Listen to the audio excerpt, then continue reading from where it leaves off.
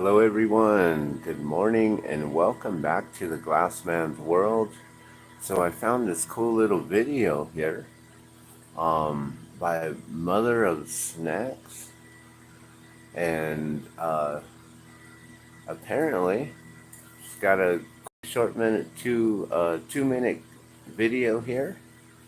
Real quick, just some highlights of the Albuquerque Twinkle Light Parade. So this is what the Twinkle Light Parade is, guys. So this is what we're getting ready for tonight. As you can see, there are thousands of people who come out for the event. This is actually, that's our friend's old spot, ABQ Bite right there. Old ABQ Bite. I don't know if we were set up there last year. I'm like wondering, did we even go to the Twinkle Light Parade last year? Huh, interesting. That's actually where we would have been set up. We didn't. Actually, we didn't go last year. I don't know.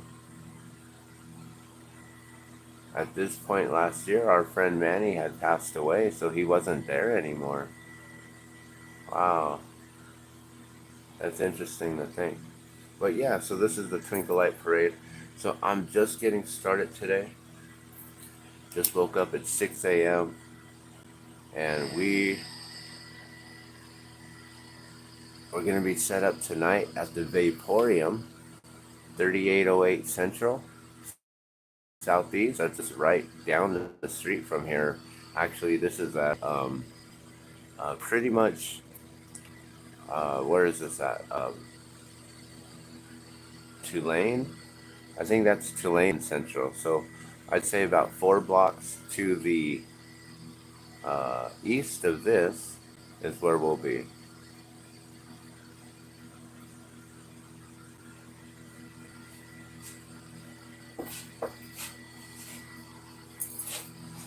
Hey,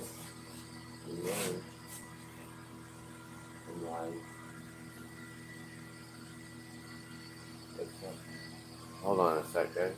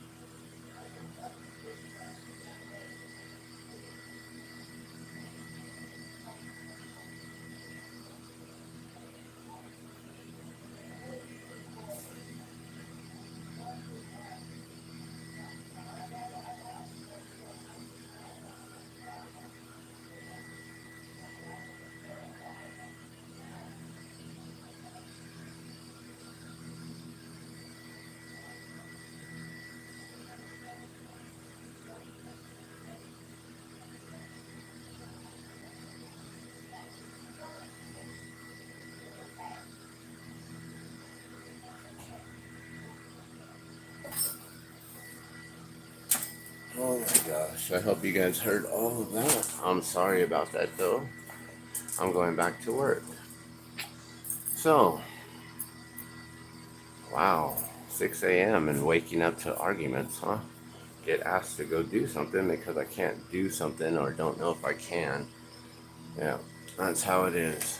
It's always because of whether or not I can do something or not for someone, huh? That's alright. So, Merry Christmas. Welcome back to the Jedi's here. Stormtroopers for Christmas. So, we're going to try to get started here and blow glass. Oh my gosh, I got to try to get back into the mood of things here. So, what time is it? How much time have we wasted?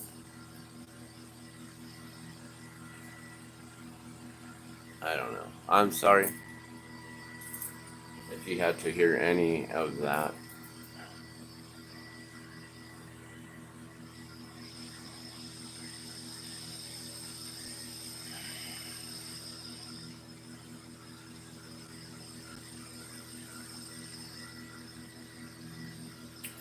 So we're getting ready for the day. 6 a.m. This is the Twinkle Light Parade, and we're going to get ready to go and do this, or at least I have been asked to do some live glassblowing demos, so I've already committed myself to the live demos today, so I got to make as much glass as I possibly can this morning using the kiln, because I got to shut off the kiln probably about 8 o'clock. Give me about 2 hours to try to get the kiln down to a good temperature where I can then handle all the glass and everything, and get it out and get it ready to go. Then we're going to start breaking this table down. I probably won't have you guys join me during the whole breakdown of the table, but we'll probably be blowing glass till about 8 o'clock this morning. So, and my wife is asking me if I can go get prescriptions this morning from Walgreens, and Walgreens is right up the street from this, and I don't know if the buses are going to be running or not. I really don't know if I can even get there.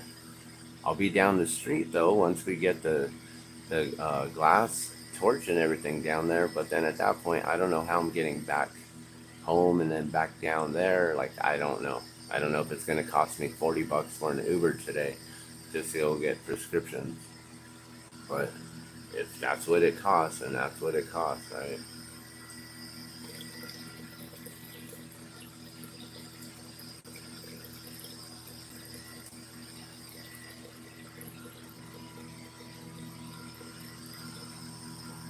It's really hard to have an adult as a dependent.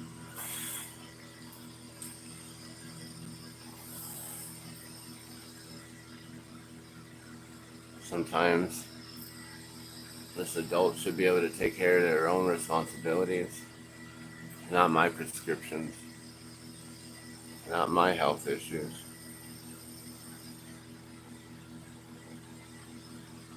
But because she's my wife, I'm basically demanded to do this, or if not, if I don't, then geez, all hell breaks loose.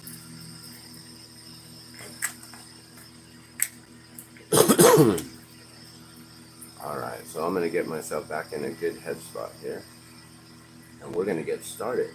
So, like I said, I got the kiln on, and I only have a little bit of time to utilize the kiln, and so I'm going to make some big Christmas ornaments right away. Hopefully I can get at least 5 of them in total done and ready for the day.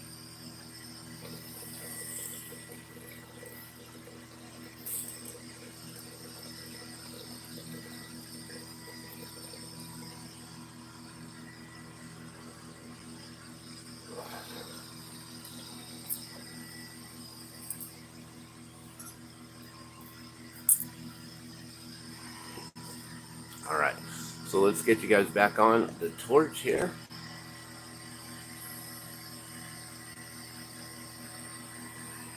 Alright, so welcome back.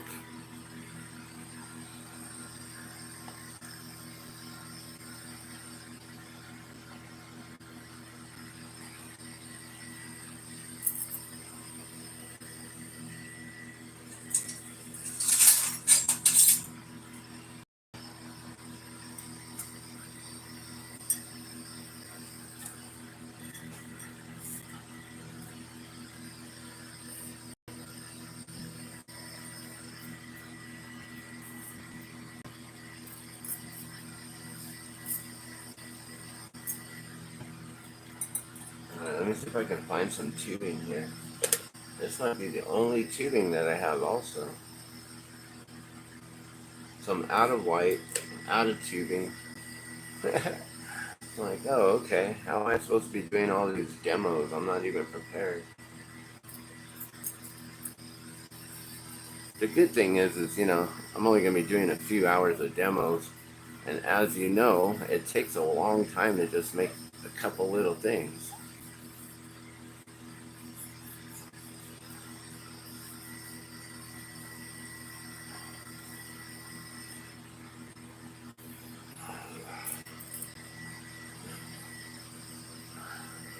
Ah, there's something in there.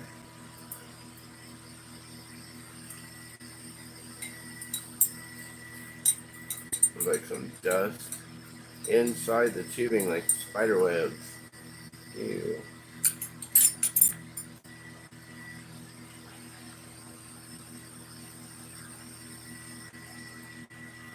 I don't know what that is.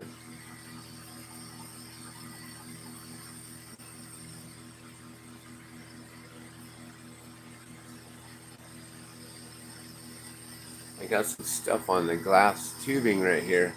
I'm trying to clean that off.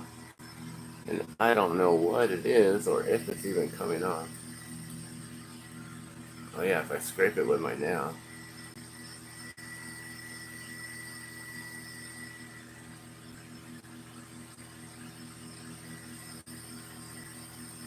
Sorta. Jeez.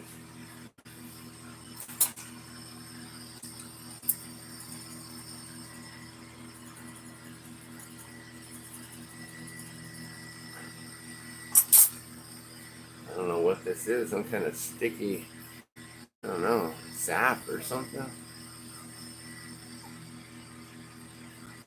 Oh, that works. Okay, cool. I just scrape it off like this.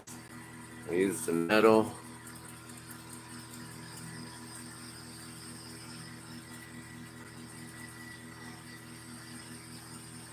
Kind of like smudging it.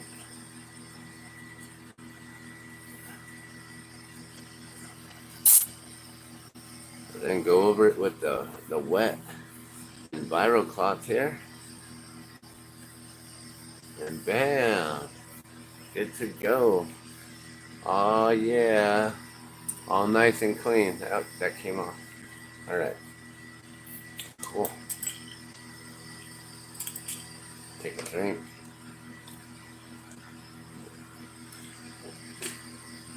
Water is life. Alright, so once again I'll be at the Vaporium 3808 Central Avenue Southeast. That's in Nob Hill, Albuquerque, New Mexico. Alright, so let me get this let me get my video up on here so I can see if anyone's here with me early this morning. It's now 6:15 already, 6:15. Let's see if we got anyone here live chatting with us. All right, let's do this.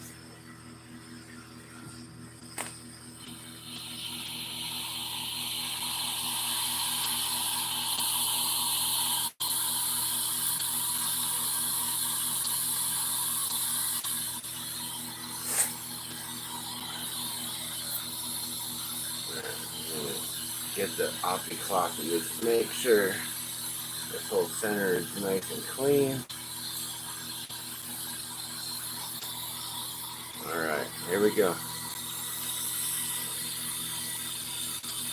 As you can see, I can put this glass directly in this really, really hot flame without it exploding on me. You can't put any sort of glass bottles or anything into flame like this unless it's borosilicate glass. So don't try this at home unless you know what you're doing.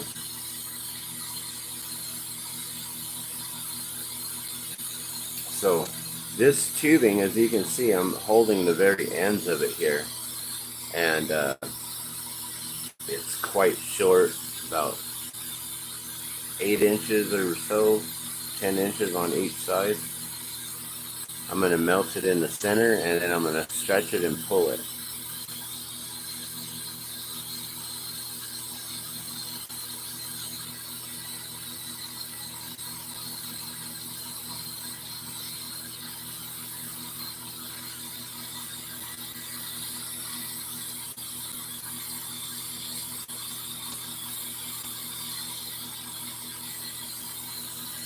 So I'm also going to pull this twice as long as I normally do.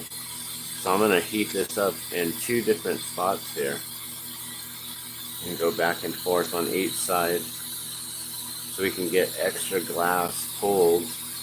That way I can pull this double as long, and then we're going to cut off the glass tube directly in the center, and then we'll have 2 points out of the one here instead of just pulling one off like I've been doing.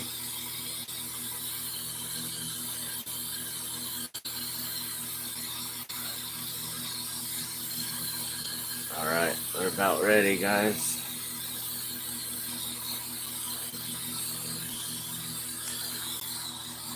Alright, we're just going to stretch this out. I'm going to go vertical on this one. I'm going to get this stretched as best as I can.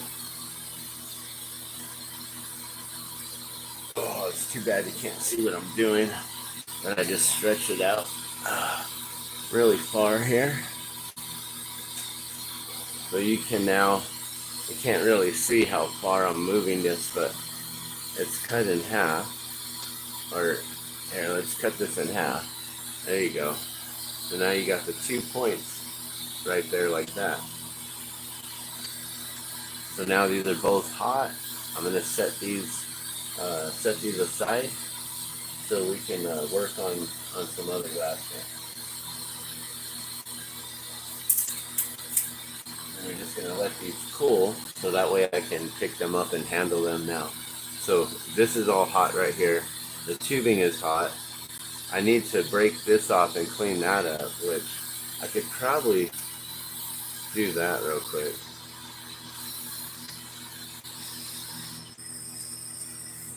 Alright. Well, like I said, I only got a few hours, guys. It's past 6 o'clock this morning. I can only use the kiln till about 8 o'clock, so we're only going to go for maybe 2 hours on this.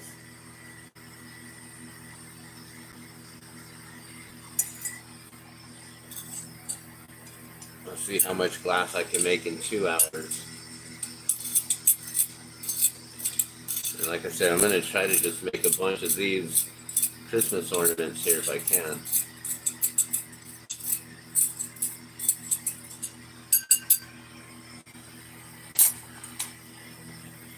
I don't know if you saw that. I had my lighter on the table right there. Not very smart to keep it lighter. Buy a bunch of hot glass.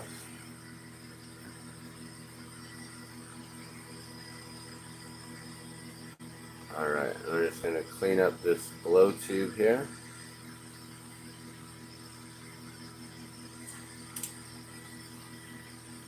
This is where I'll be blowing into it to shape it. Alright, and let's see. I might be able to get away with using this right away. We'll see if this is already cool to the touch. If I can hold that, then I can pull another point right now. Yep, let's do it. And I don't know how many points I'm going to be able to get. Maybe 2. Maybe pull 1 and then have 1 more. That's going to be pretty short. It's going to get hot right now. Really close to my hand here.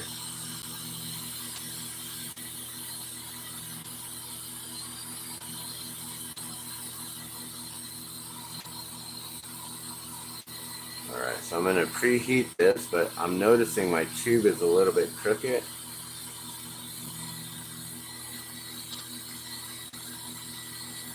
So I didn't want to just get the heat into the tube and then go back to the other side real quick, but here, let me straighten this out real fast.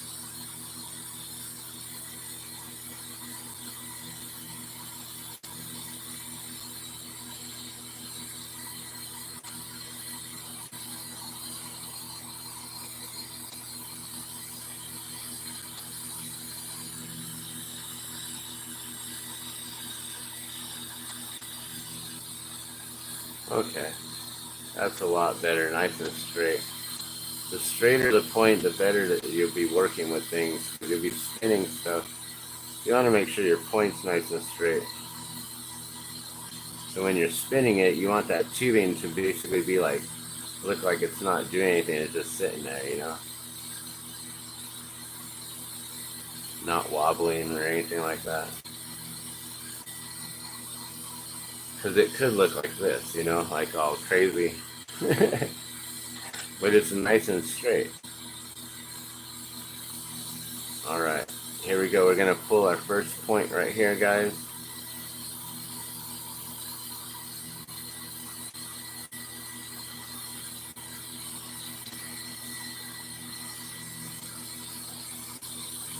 We just start to stretch it and pull it apart from each other. Keep it nice and straight.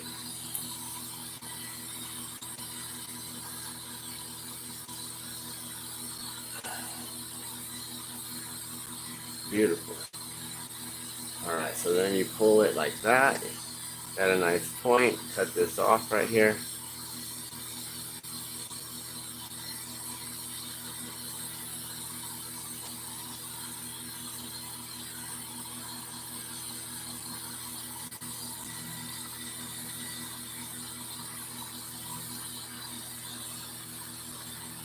Alright, and let's put this down. We can let this pull.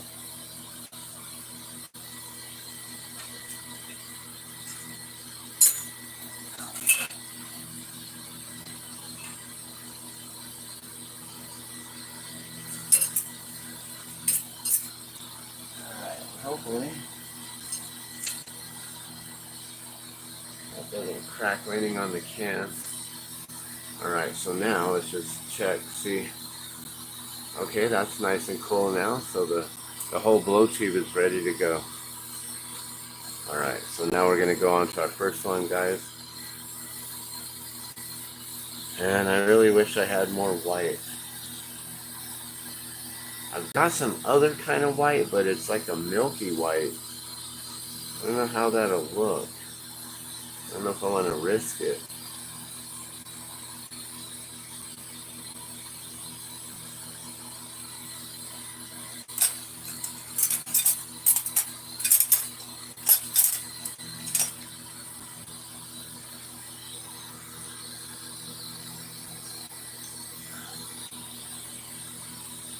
I got this white right here, but then it becomes a milky white. I guess we could just test it out, see what it looks like, huh?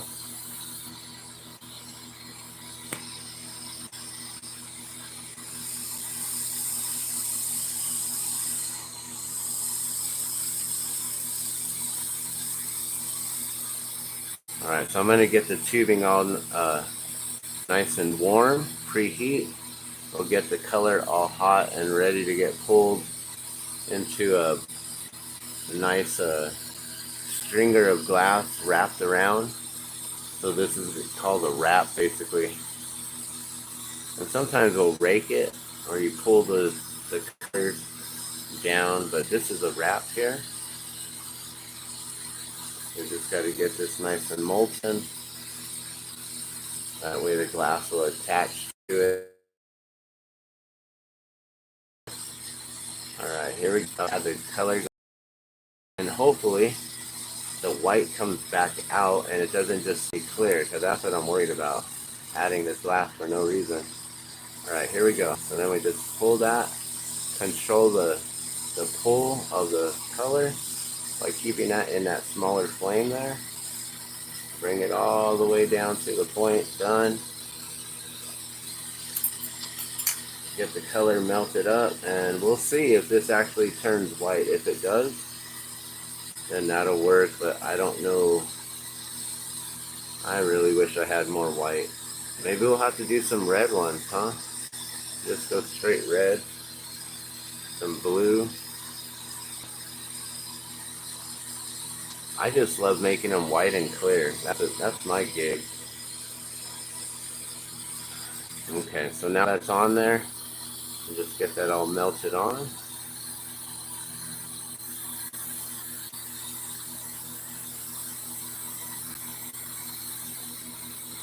And I'm just going to melt all that colored glass into the clear tubing and get it prepared to blow. So I'm about to blow into the tube here and form it, shape it into a beautiful Christmas ornament. I'll see if I can make 4 more of these. I have 1 more in the kiln. See if I can make 4 more of these by 8 o'clock this morning. I don't know how fast I can make these actually. So let's start the timer, I guess. A few minutes ago, timer already began. All right.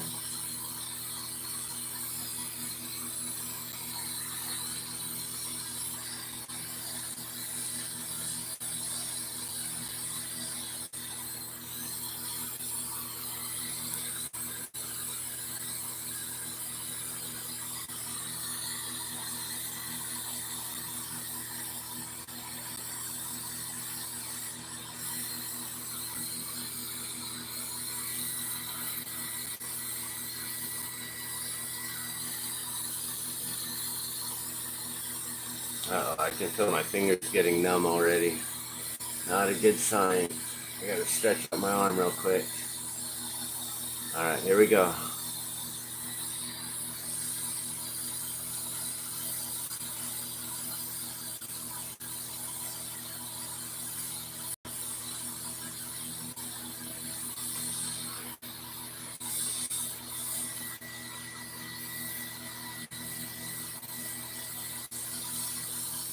So this Christmas ornament here, it's a lot thicker than most Christmas ornaments. It's known as a bauble. I just learned this recently. Baubles are considered to be a lot thicker. They started making them back in Germany years ago, like over 100 years ago, back in the 1800s, I believe. Maybe early 1900s.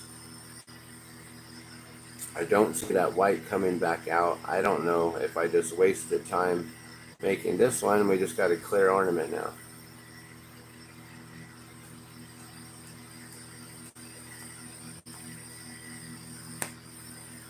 I'll just add that little bit of a hole there. Alright, let me see if I can straighten this out real quick.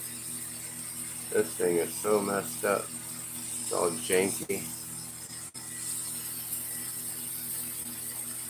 Oh, maybe it was just that one. Okay. Alright, and this thing, as you can see, it's not big enough. So I have to force this over it. And it's like, I don't like that sound ever. Alright, so make sure it's nice and tight.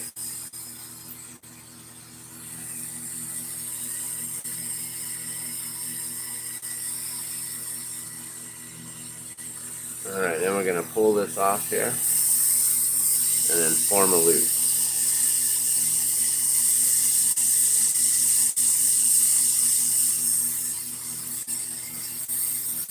I'm simply just going to cut this off right here on the top.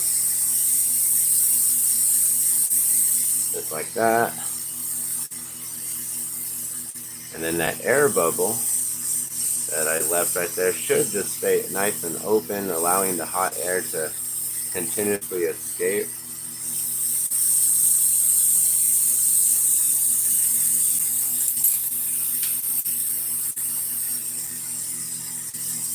And then we'll get a rod, some thicker solid glass here. And we're going to attach it to the top here and form a little loop.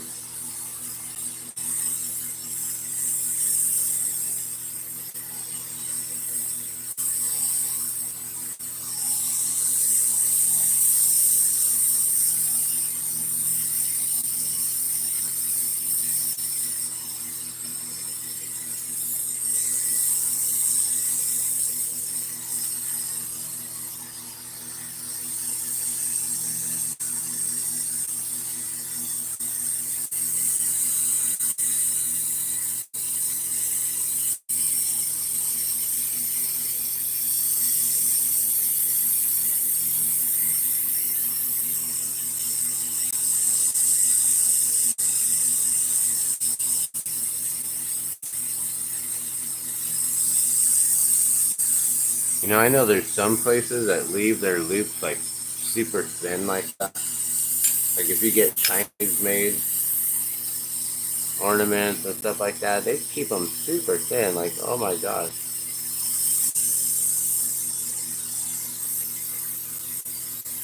I like to thicken mine up, so I don't make them as thick as like for a pendant or anything, but I do make them a little bit thicker.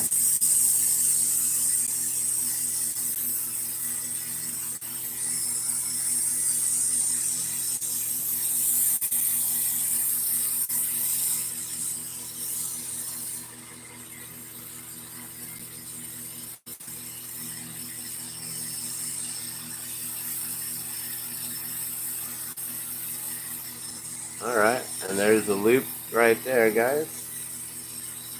I don't know if I see any of that white coming through.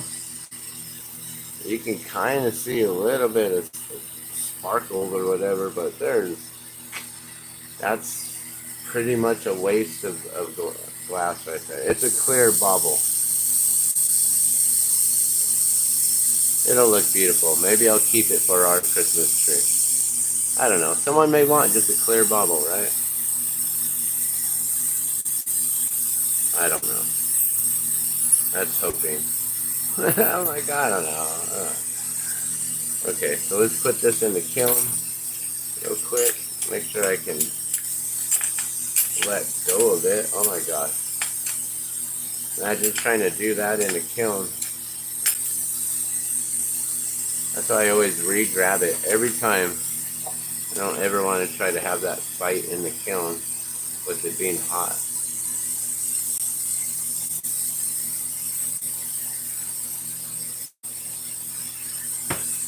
Alright. Cool. There's one bobble down, one to go.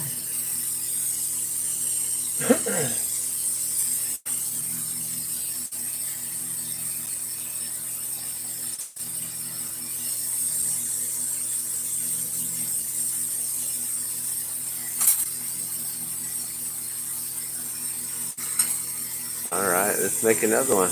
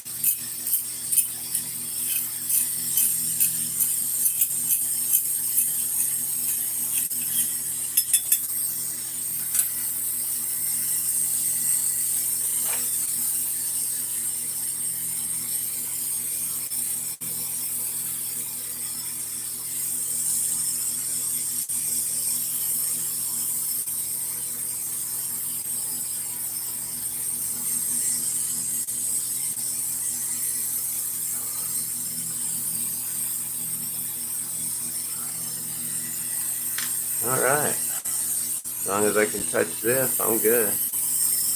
And then, I don't know if you can see that. You see that wobble in the tube there?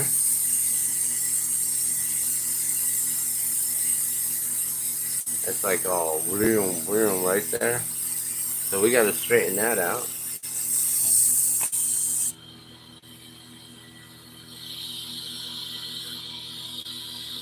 So we figure out, okay, it's straight all the way up to that point, and then it bends over about right there.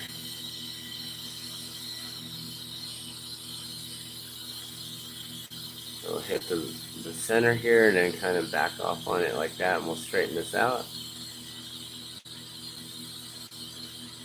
You gotta always have the points nice and straight, especially if you're gonna go to making a whole nother point here and make crooked points. What's the point making crooked points? All your glass will come out crooked. Anything you make will come out all oblong and weird shaped. So you always want to make sure you straighten that out first. Let's heat it up and then pull it taut like a rope.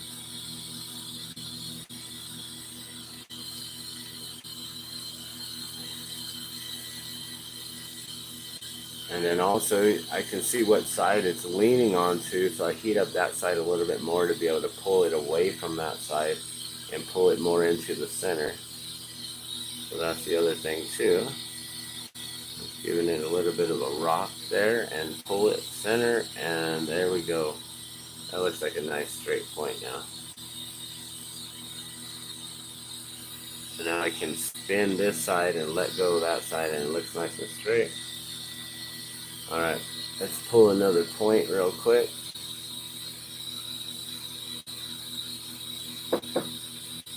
Oh, yeah. I know you're busy, but I'm having a lot of pain. I need my dabs. Okay, I don't have you. I didn't get any in my little things. Oh, no, yeah. Okay. I didn't know like they're completely out. Ew.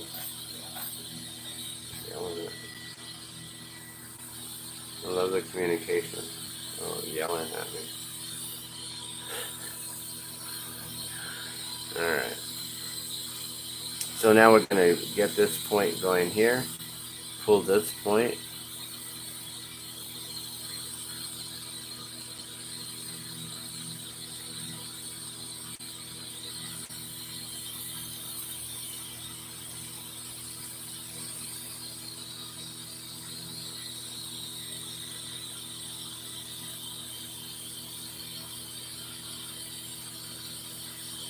Sorry, I had a little itch there. Okay.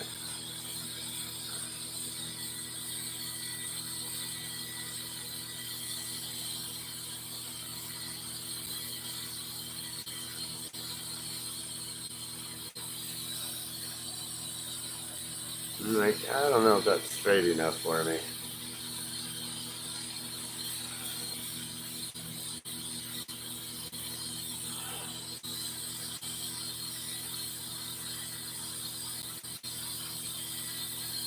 That's a little better there.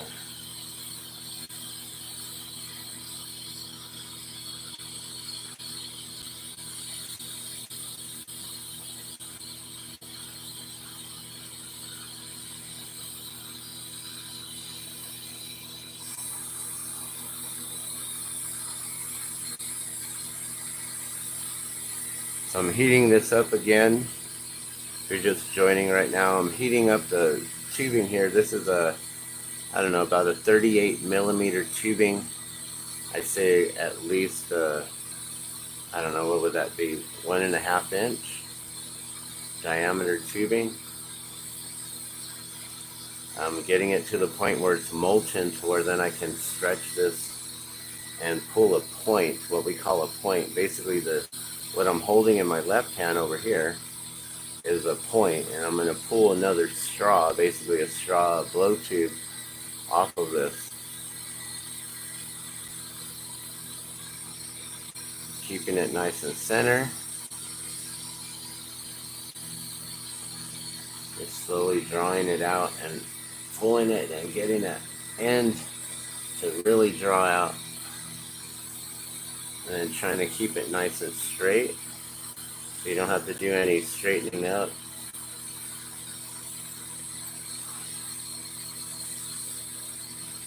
It's always that first one, usually when you're doing having to straighten it out, you pull 2 points at once to get it going, and that's when you got to straighten them out.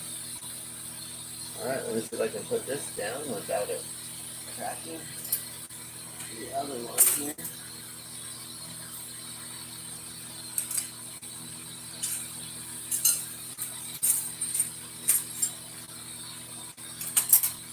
Alright, so this is a point, guys. So basically it's a blow tube with this is what I'm going to be blowing out right here, this whole area right here. Make sure that this isn't hot anymore so I can put my mouth on it. Okay, and we're going to use the real white. I don't have much of it, but where is it? Okay. Make another white one here. I think we're going to probably use up the end of the white.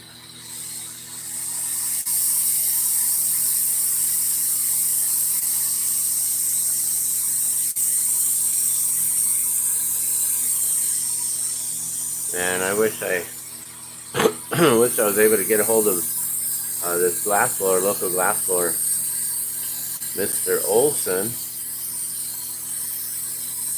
He's got a whole bunch of colored scraps. I'm like, man, I could totally use those colored scraps all day.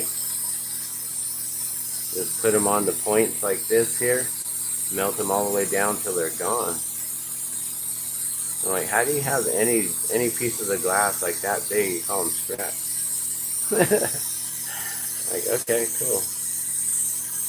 Maybe it's glass that he doesn't like. Maybe it's colors he didn't really want or use or didn't like. But I'm sure he's got some white in there. Need to get me some snow white.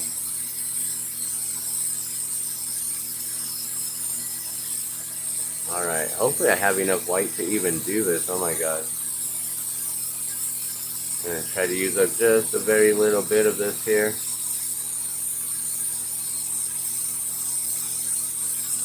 And get it all molten.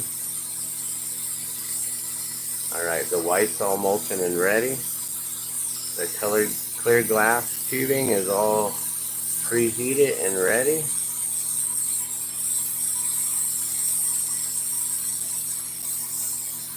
Just stick it real nice and gently and pull it. Let's see if we can get it all the way to the bottom here, guys. Bam! Somehow we made that work.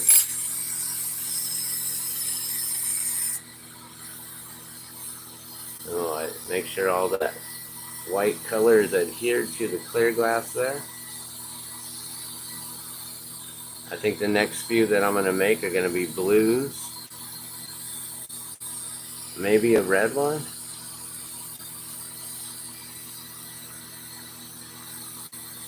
I'm sure the reds will look really nice.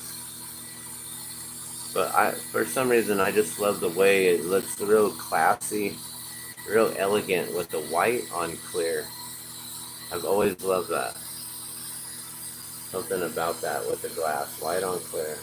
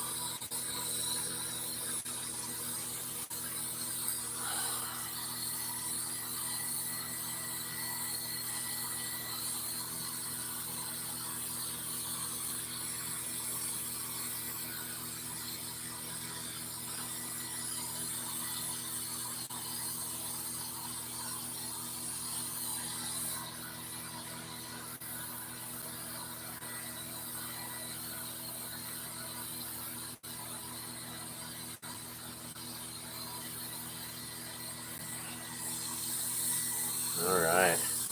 You know, and I also heard 2.5 to 3 inch, so like this size are considered mini baubles. I guess in Germany they make them this size as well. Nice and thick. So some people like them small. I should actually make a few small ones like this.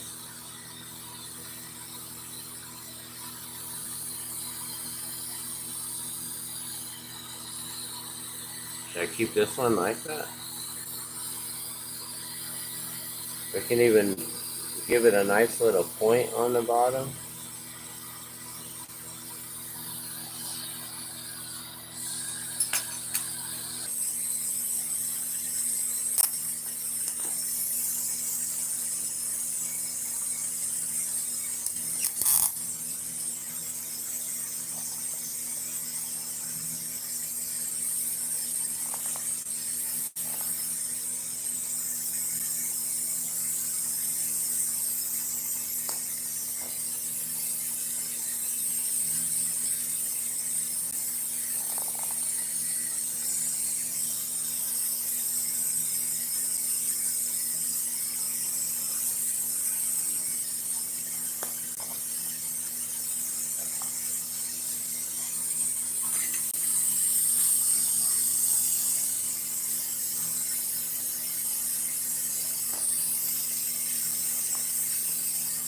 Alright, sorry about this, guys. Trying to get a better camera angle, a little bit away from the heat.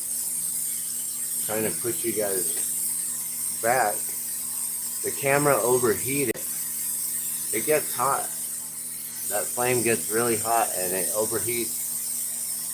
My door's closed. I had it open earlier, but I don't have any airflow coming in now.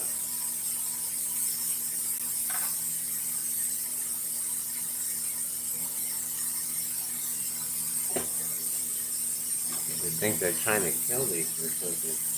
They quit closing the door. I need the airflow. Jeez.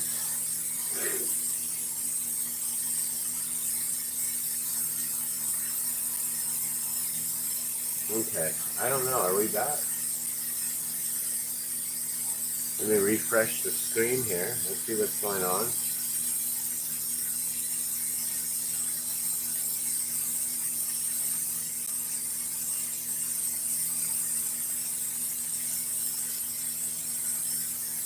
Okay, cool. Looks like we're back.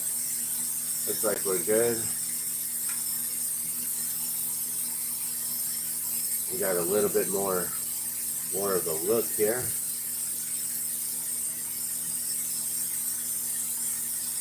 Alright, let's keep on working then. That works. I wish I could move it a little bit more of an angle here. Let me see if I can just change this here.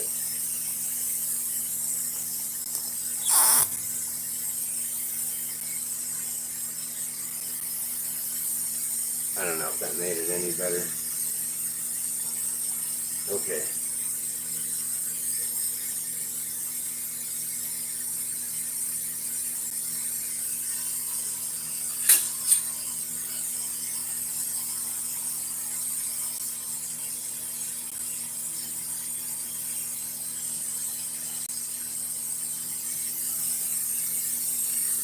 Alright, back to making points. Hey, what's going on? 7 Stacks. Good morning. So you're here watching. So I'm working on Christmas ornaments right now. We're actually blowing glass. So I'm using some tubing here. It's a little bit different procedure than I've ever done here.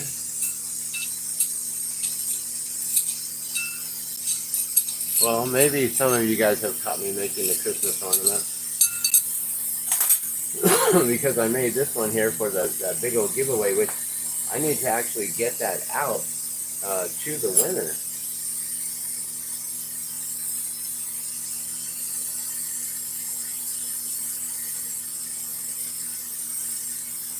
It's almost Christmas time. We got to get the orders out. Actually, I think I only have like 3 or 4 more days. Maybe next Friday. I don't know. Maybe we got 5 days left to get everything out for Christmas. In time for Christmas. I need to get everyone who did the Gardenia Glass giveaway, the 30 days of Gardenia Glass giveaway, to contact me and let me know where I'm supposed to ship everything. If you're a winner, let me know so I can get those out to you ASAP. And get them out on Monday if you get in touch with me fast enough. Alright, let's make another point here.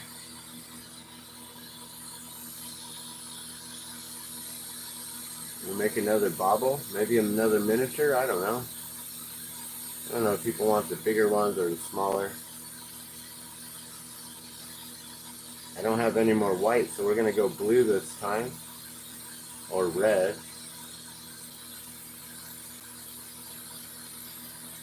Oh, once again, I forgot to straighten out the point before hitting this. So I got to get this to a point where I can get this heated up enough to where it's not going to crack, get all stressed out, and I can go back over here.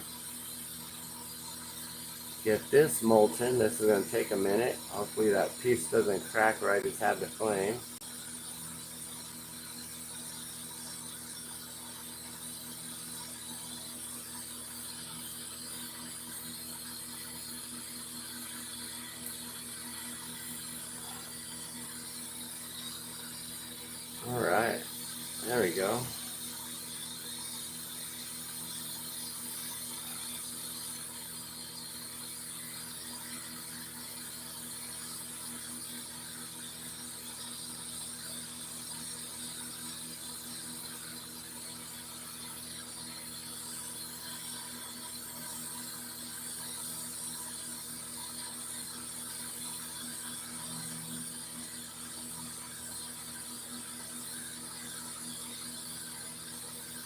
So now I'm just getting this tubing all molten. As you can see, it's really close to my hand. This is extremely hot. My hand, my nerves are pretty much kind of deadened over time to where I can handle that sort of heat right there next to me.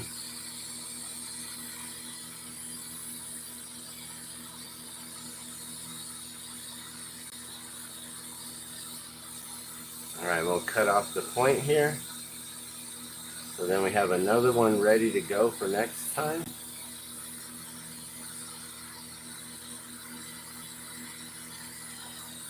So then we have that with the sharp point. Before I get to it, next time I'll clean that all up. Let's put this in the can here.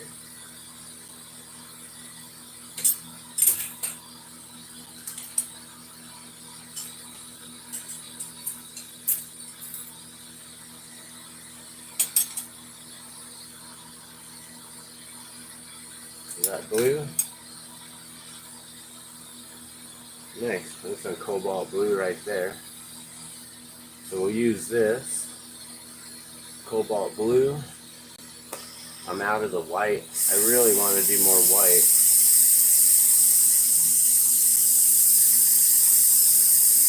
But that's alright. Blue will look really nice on it too. And I know a lot of people have blue lights on their Christmas trees, so it'll go really well for someone with blue lights. I wish I could have sat here and just made ornament after ornament after ornament. But I've been so busy with other orders and things, which is a good thing. Not complaining about that.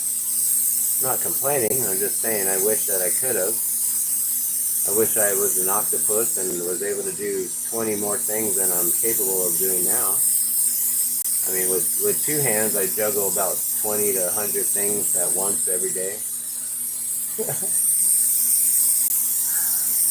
I'm like, sure, make me an octopus, so let's start achieving 1,000 things in a day. Except they'd all have to be in the same proximity. Like, no, sorry, I can't be at two places at once.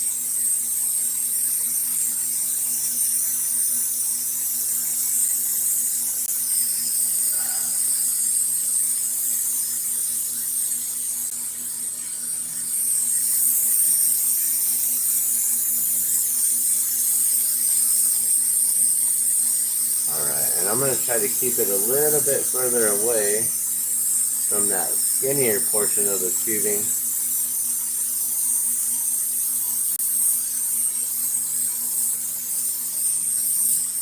So we don't have a big old chunk that's sticking up there.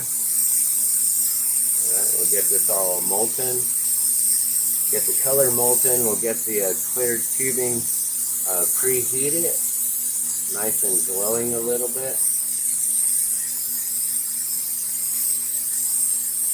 Give it a nice warm glow while the color is molten, and we're going to stretch it on. Basically, we're going to attach it and form stringers.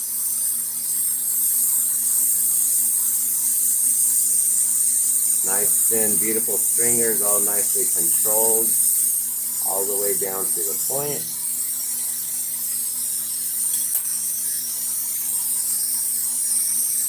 We'll melt that all in there. Make sure that all the blue glass is adhered to the outside of the tubing, even though it was like all molten and melted on there. If I don't melt it on right now, like I'm doing right now, real carefully, it would basically like slide off like a spring, like a glass spring. It's pretty interesting when it does that. Alright, now all that colored glass, we just melt it in.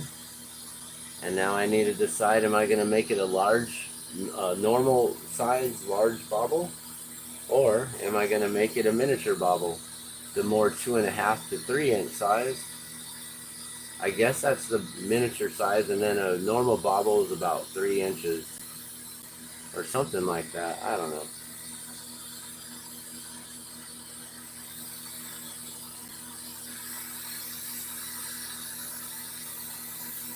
Either way, they're Christmas ornaments to me.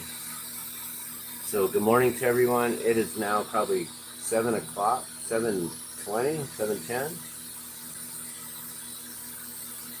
I don't know where you guys are watching from. I'm here in Albuquerque, New Mexico, getting ready for the Twinkle Light Parade tonight. That starts at 5:30 this evening, is what they're saying. And I'll be there about 3 o'clock, hopefully, set up and doing live demonstrations a few hours before, so you can, try to find a nice spot right in front of our place there. It will be a pretty good spot because the bus stop's right there. So if you can get there and get seats on the platform of the bus stop, you'll be raised up some. But then I'm sure there'll be a crowd behind you too. The best thing to do is to get your chairs up against the tape. Wherever they put the construction cones up and they tape it off, just set up right there, perfectly right in front. Put some chairs right there and keep someone always on guard so no one just moves your chairs or steals them. Some people just move your chairs right out of the way. They're like, oh, no one's sitting here? Okay, let me just take it. They just throw them right out of the way.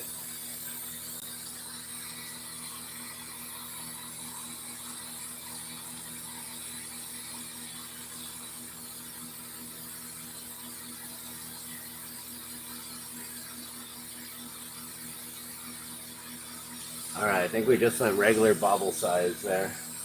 That's regular for me.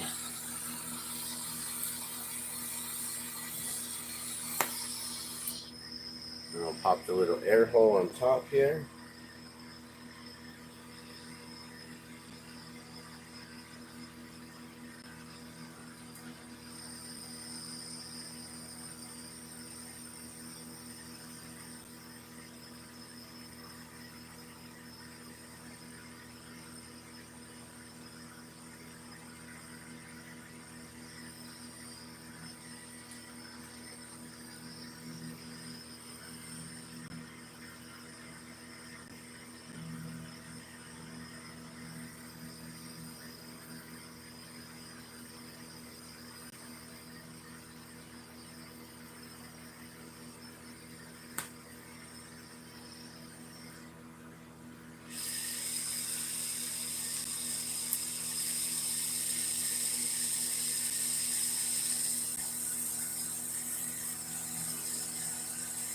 And I'll just sink that in to get that hole a little bit smaller.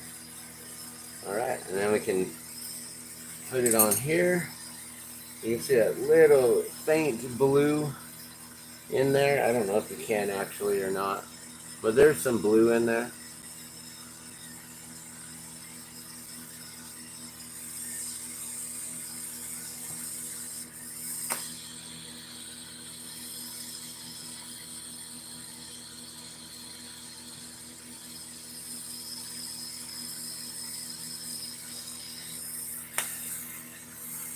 Alright, and then gotta force it on. I think super large.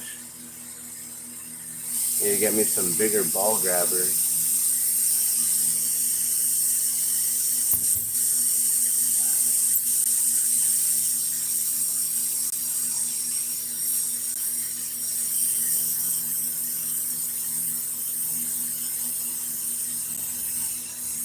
Alright, and then we just melt that.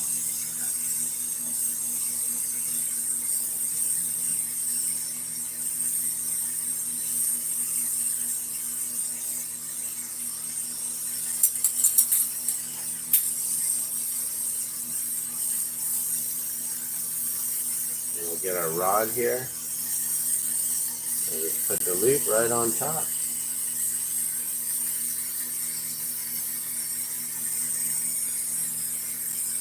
So I only got a little bit more time, guys, for the kiln. 45 more minutes. How many more can I make? Whatever that I got to make in the kiln is what I got to make by 8 o'clock. And then I basically got to start breaking down my studio, tearing it up.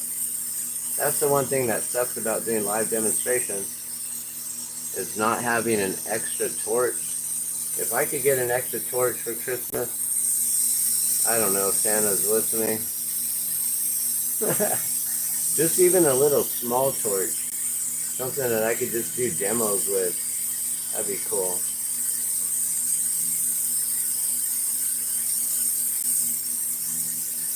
Any glass blowers out there got any torches sitting around they want to just donate to the cause?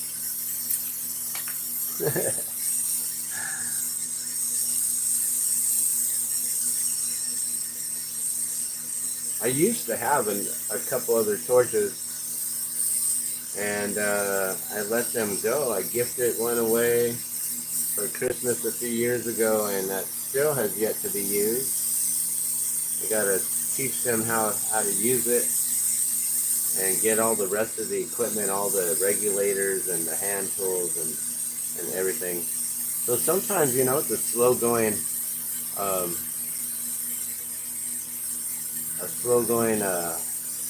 move to get into glass, but you know, you can slowly accumulate the tools and the things. You don't have to get it all at once. You know, over a few years, you can make it happen. Change your life forever. You'll be blowing glass for the rest of your life, if that's what you want to do or like to do. I don't know if that's what I'm gonna do, but I don't know. We'll see.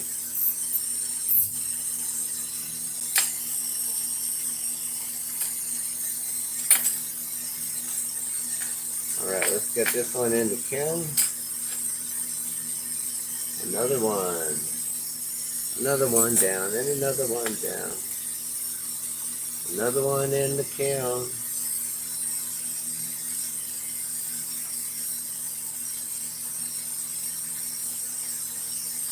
Oh, we only got room for like one or two more. All right, let's see how many more we can make. That's 3 in an hour or so.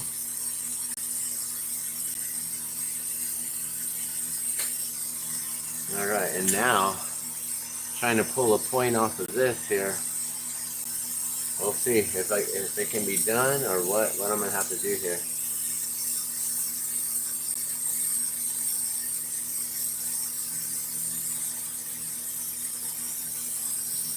I was really hoping to make some of these for the demo tonight. Doing glass Christmas ornaments, always one of those fun things, but then without having the kiln, I feel like, I mean, I'm pretty sure they wouldn't crack, but I would feel a lot more, just more confident sending them with the glass after they're kilned versus not killing it at all.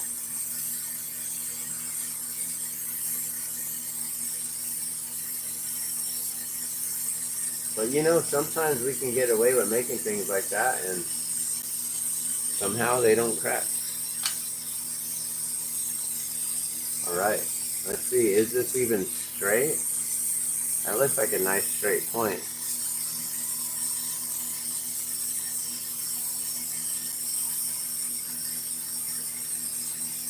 Ooh, we're going to be using our fingertips here. We'll see. I don't know.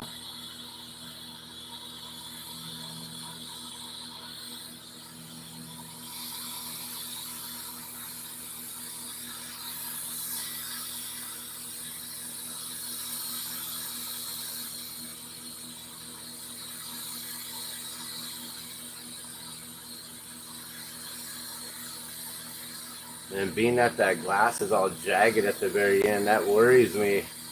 Because jagged glass can pop if it gets heated too quickly. It hasn't popped yet, so I think it's going to take this heat. So pretty much, man, I got to spin this with one hand and then just try to grab it with my fingertips here. This is like, what, 2 inches away from my fingers? If I can pull this right here, I might be able to get another one out of the end. Might be able to get away with it.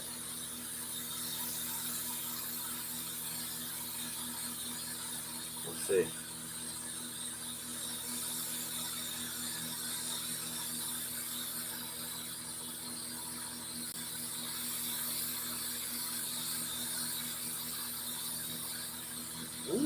here we go. Oh, that's hot. Using the gravity, just let it fall. Natural. Give it that last little bit of a pull to make sure it's nice and long. Nice and straight. As straight as I can get it with that crooked end there. Alright, let's cut this off and put it in before I cut my fingers here. It's all sharp at the end. Woo! Look at that. Just barely enough to grip.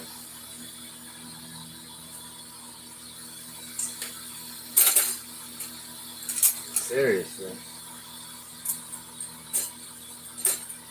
Okay.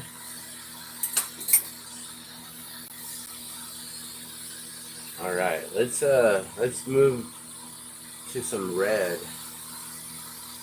See if I can find my. What's it?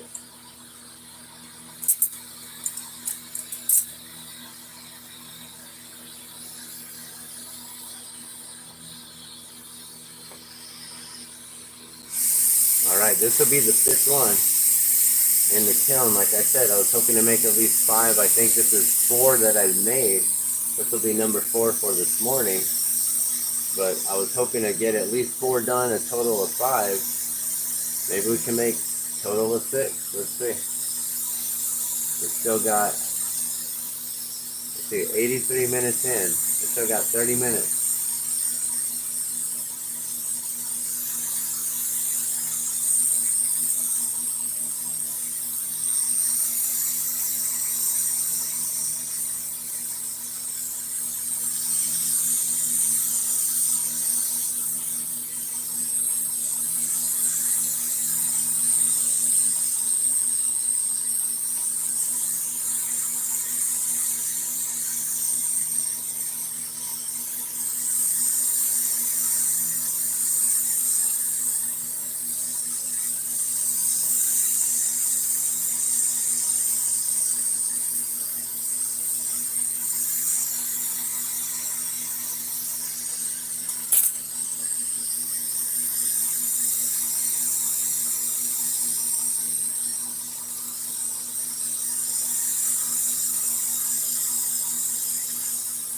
It's all about the angle, how you hold it, which way you spin it. If I spin it in the opposite direction right now, the glass could literally unwrap itself off of the tubing. So this way it's holding, could slide off here and there. And there is a possibility that the camera is going to overheat still, even though I moved you guys another foot away. It is possible. It gets that hot in here. I wish I had a thermometer in here to see how hot it is in the room. I would guess it's at least 100 degrees in here.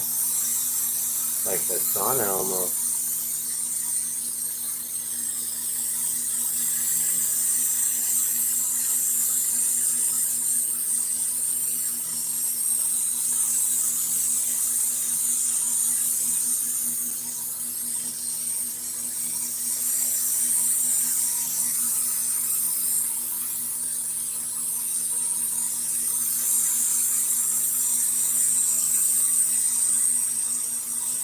Alright, now the red will look clear, look like there's nothing on there, but then when it cools down, it's going to come back.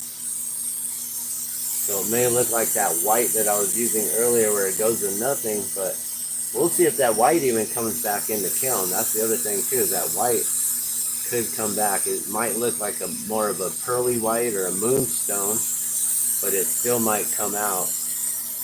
And it may just look like a clear bauble as well. Alright, here we go, guys.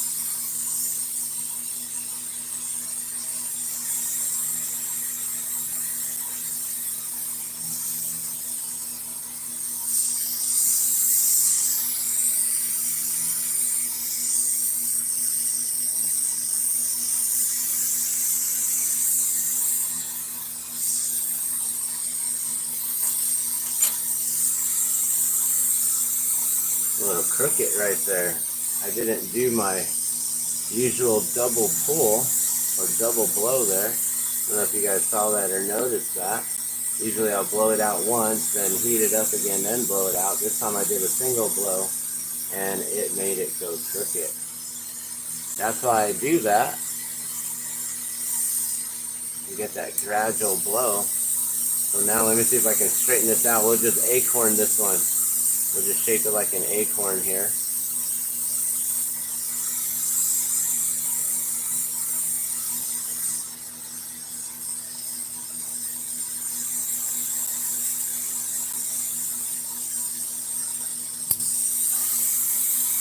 Alright, there we go.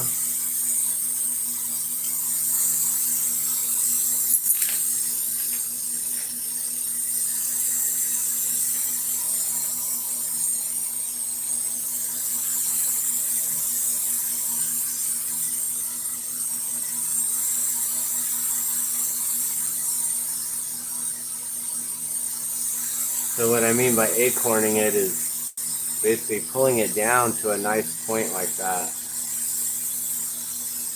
It was a little crooked, so instead of keeping it round and crooked, might as well do that.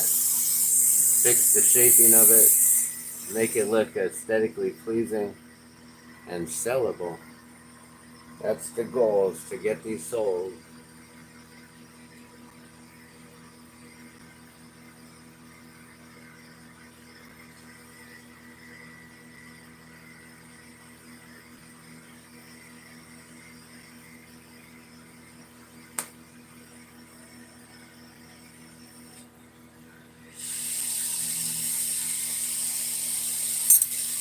Alright, we should make this next one into a smaller miniature size bauble.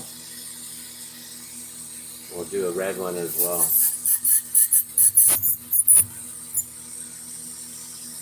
Maybe we can make a small blue one too. Might have time.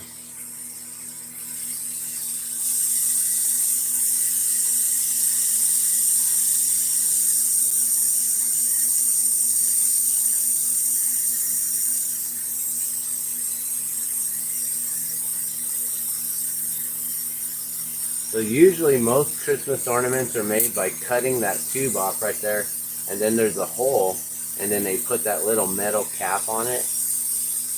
But I don't make mine like that. I actually put the glass loop on it. That way you don't ever lose, like, you know, those metal caps sometimes slip off, and then your Christmas ornament breaks. This here, it ensures it's all one piece.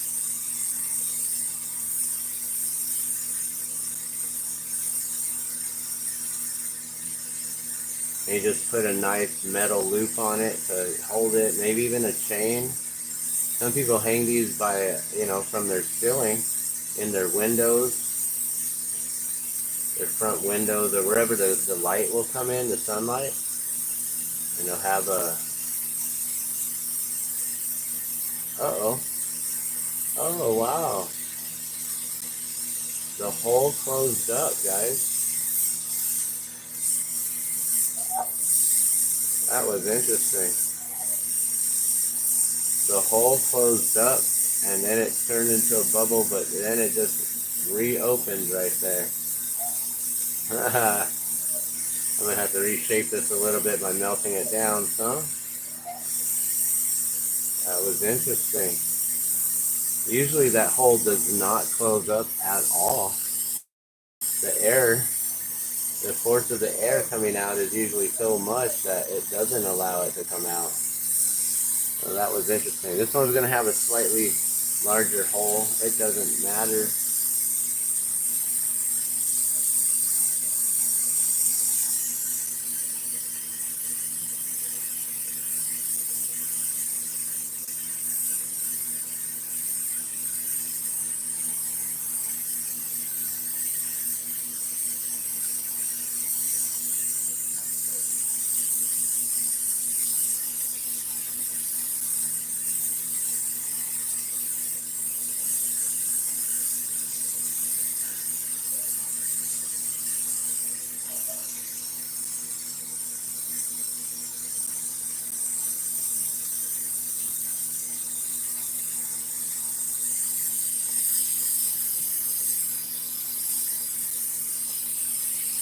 Let me just pull a loop.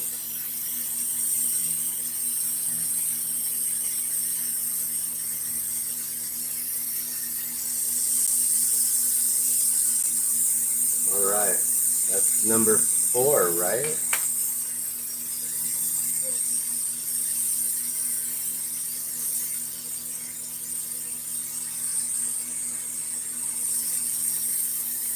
So maybe 20 minutes on each one.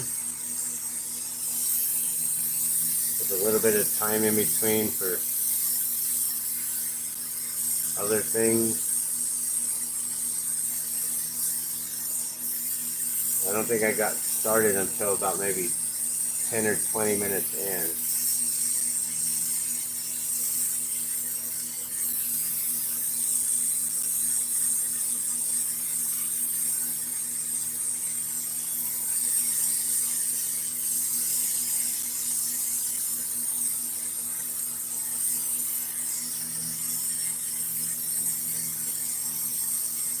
Nice. Alright. There's another bauble. And this one was done with the red. I'm like, where's the color? I was getting worried there. I was like, there's no color in this one. Oh, I can't get one. There we go.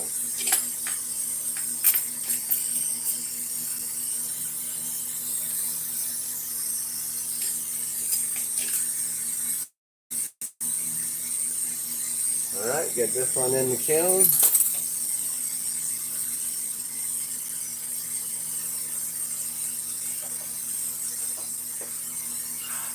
I have room for one small one. Alright, we'll get one more done. We're an hour and a half in. I got 30 more minutes. We'll make one more small one. And then maybe we'll have a few little points here for later tonight.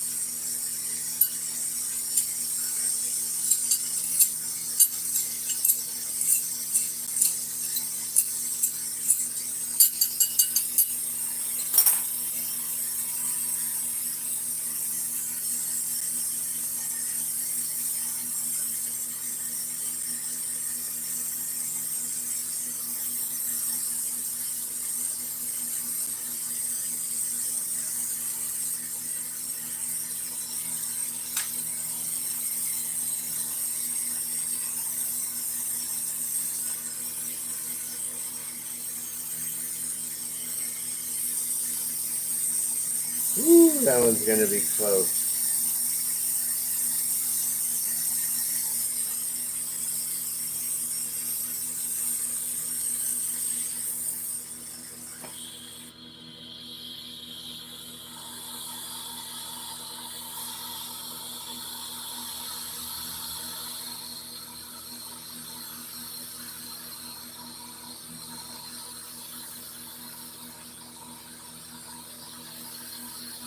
Trying to angle the flame away from my fingers so it goes up to my left instead of my right. The best I can really do. We'll see if I'm even going to be able to do this or not.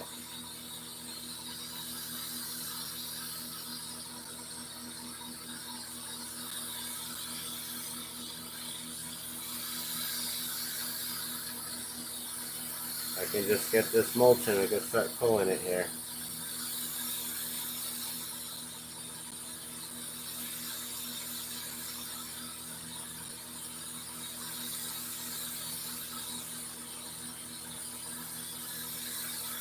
I might have tried to grab it with the ball grabbers, but sometimes the ball grabbers will slip off. They don't have the same grip and pull that my fingers do. Alright, here we go.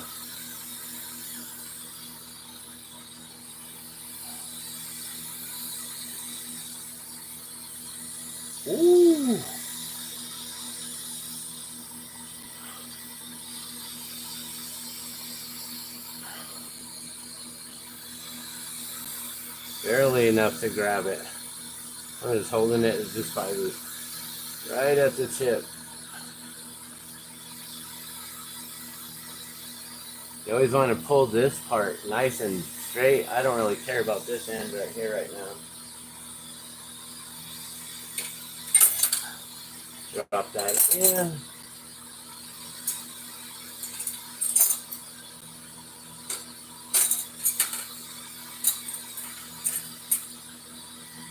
All right. And I do believe this is the last one. Let's go red. I'll do the same thing. We're going to make this one small though.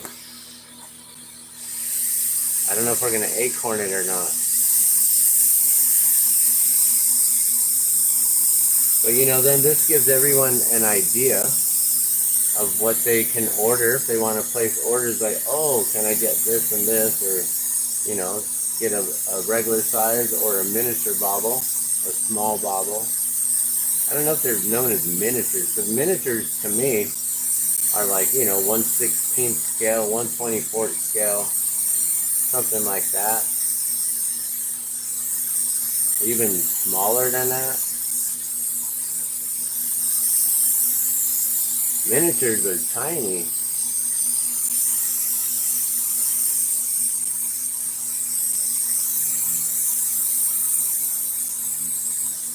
Alright, so I'll show you this. We'll blow it out double, twice. Basically, we'll blow it out once, then heat it up again and blow it, and it'll have more controlled shaping than what you saw there where it went a little crooked at the bottom.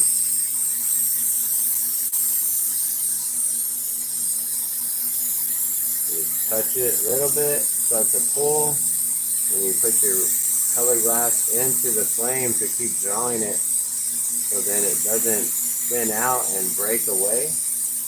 Get it on there quick enough to then bring your tube into the flame.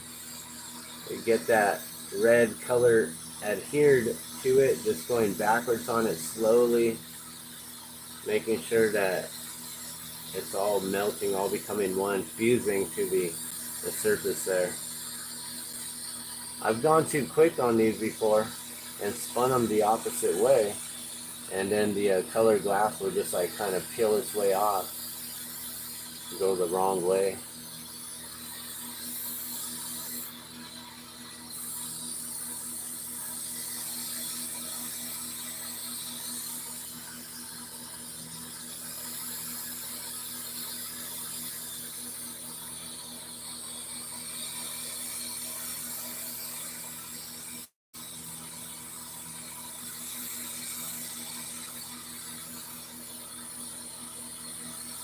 Alright, and then after this, I'm probably going to work on some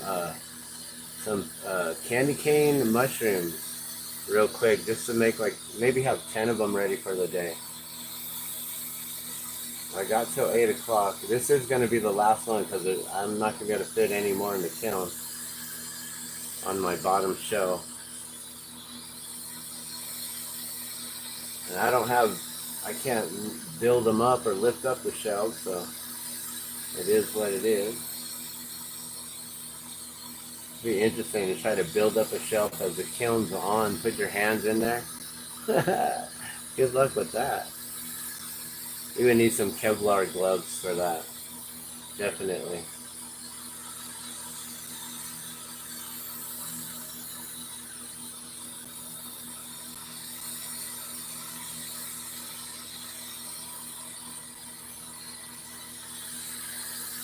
Alright. So we're going to do that. We're going to blow it out once.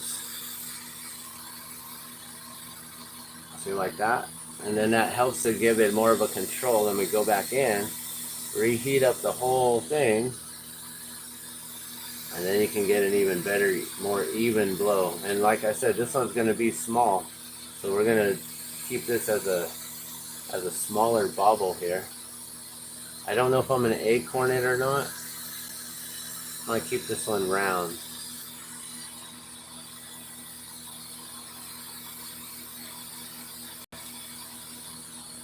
Something like that.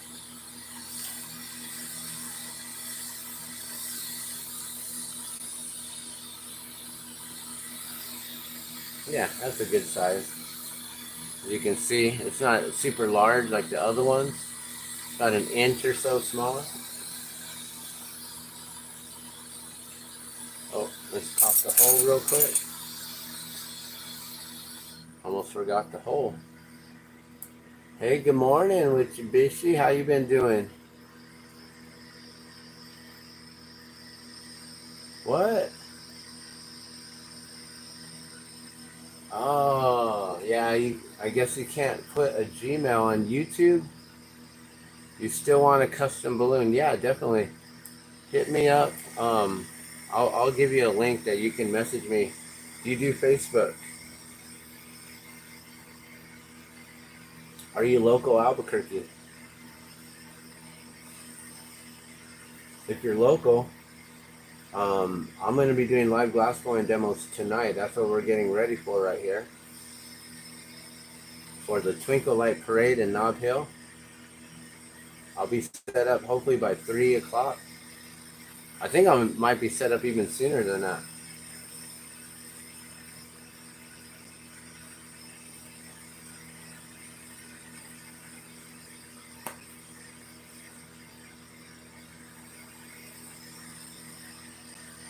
Oh, okay. So you're in Tijeras. Nice. That's a beautiful spot. I would love to live up there. Such a beautiful spot.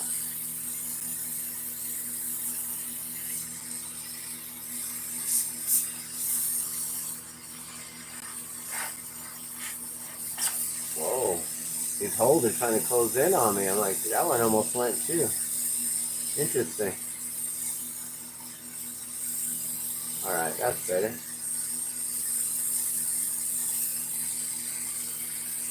So Socorro's a spot that I was checking out for land down there.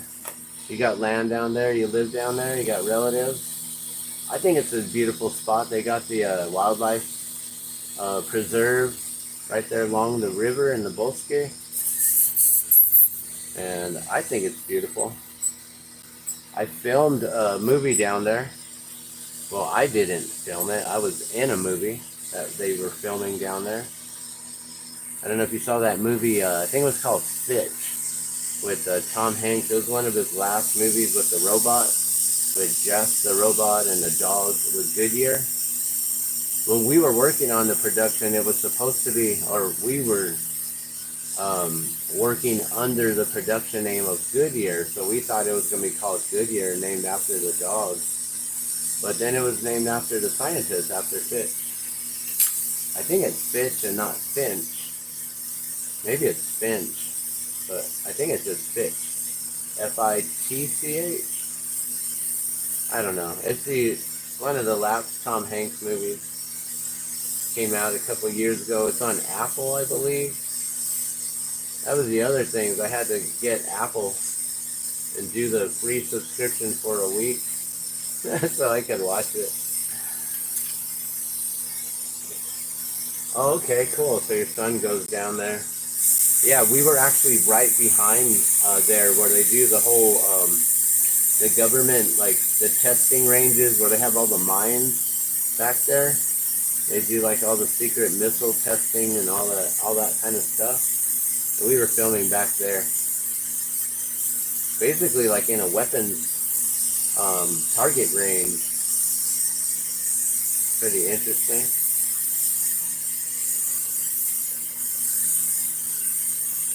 But that was fun. We were down there for about a week filming. At least, I think, like 5 days. And there was a whole bunch of people down there. Tons of people. So if you ever see that movie, you'd be like, what do you mean? Where's all the people? They cut us out. The whole entire scene that we were doing for 5 days, completely edited out entirely. We had other supporting stars, actors and actresses that were like, there was one individual that I met. I don't know her name, but she was on the new Orange is the New Black or something like that. I think it was an HBO special. about a women's prison, I think, and she was in one of the actors there, and so she was in the supporting role over in the movie Fish, and I don't know, all of our parts got cut, everything. So interesting working on films, and you get to see a lot of stuff that then maybe gets edited out. You're like, oh, what happened to that scene? We were doing that all day. Like, oh well.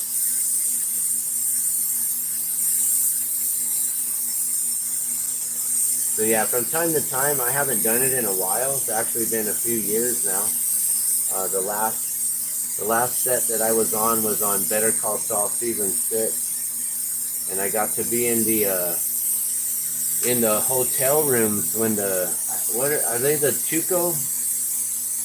I don't know, the Salamanca twins. That's who they are.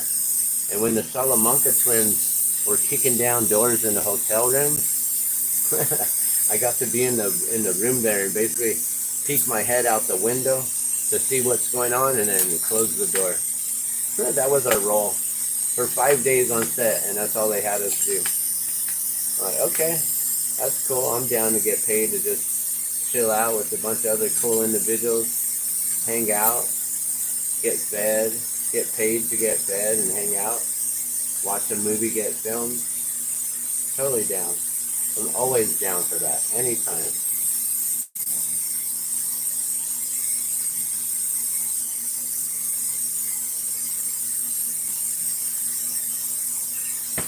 Okay, we got to get this kiln back up to temperature. So now I got a little bit of time to play with some other things here.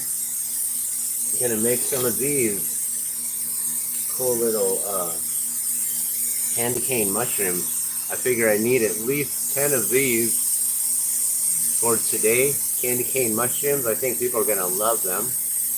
Oh my gosh, they're so hot from being underneath. Yeah, extra work pays decent. I don't know. I get paid better for doing yard work.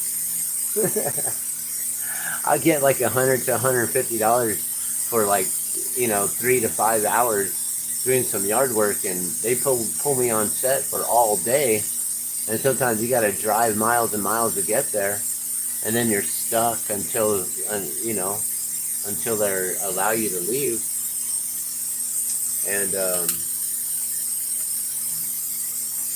then you get like, they'll pay you the $80 to $100 minimum for the day, but then you get taxes taken out and stuff, and like, man, you think it pays well, but it doesn't. You were an extra in All the Pretty Horses, huh? And Speechless, awesome. And accidentally in Red Dawn? Wait, you were in the original Red Dawn, running away from the explosions? Which scene? Which scene? That's one of my favorite movies when I was a kid, was Red Dawn.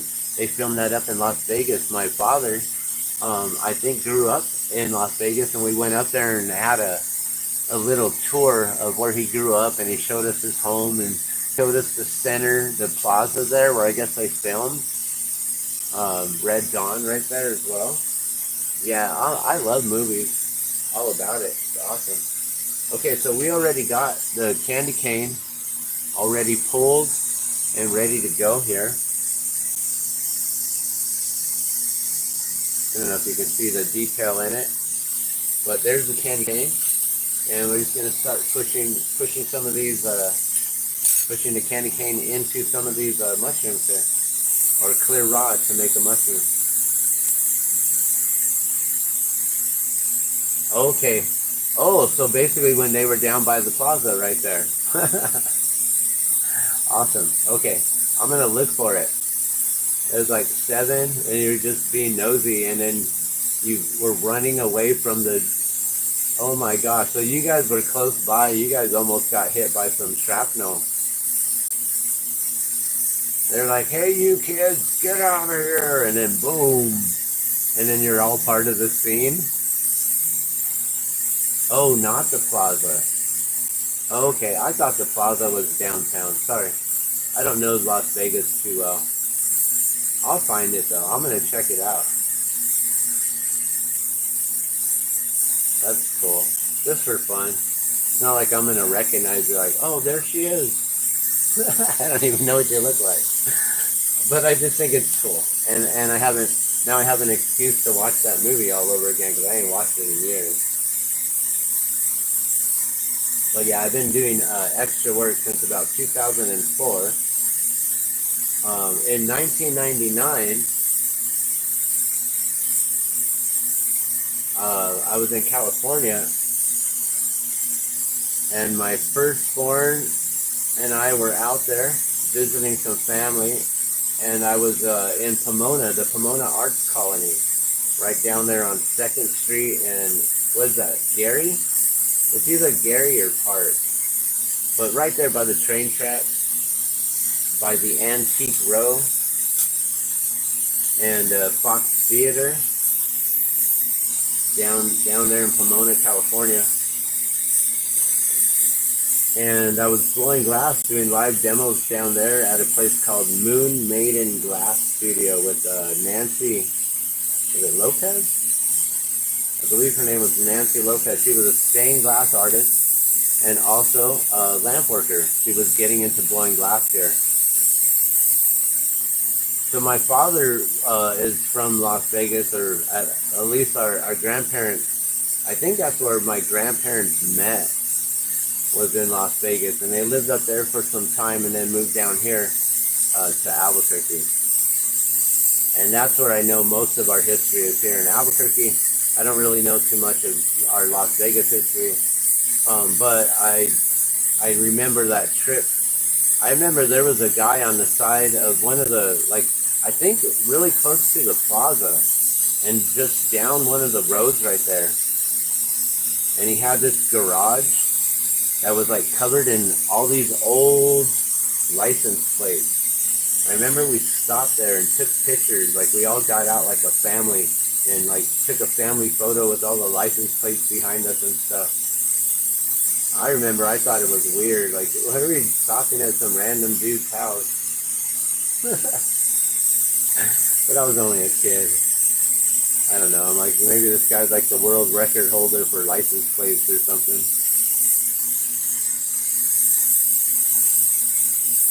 We used to rent old cars to the movie sets, huh?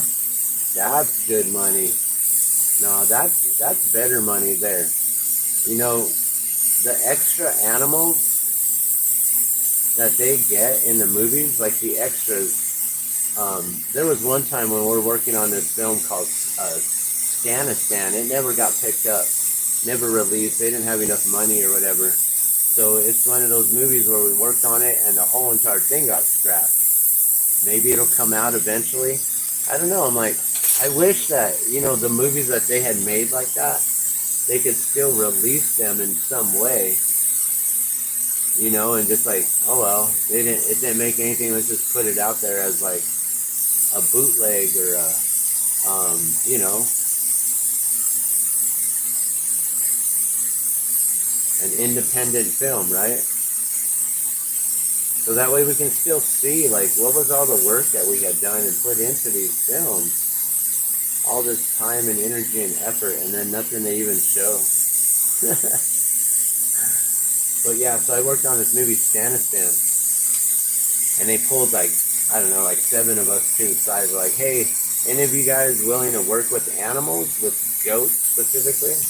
I raised my hand, like, sure, they're going to give me some sort of a cash bump, and maybe working with an animal will give you some sort of a featured time on the camera, right? So I had my hand up all ready to go. They take us outside and they're like, hey, okay, this is the goat right here. I think it was a baby goat, not full size. And they had this goat that they brought to us.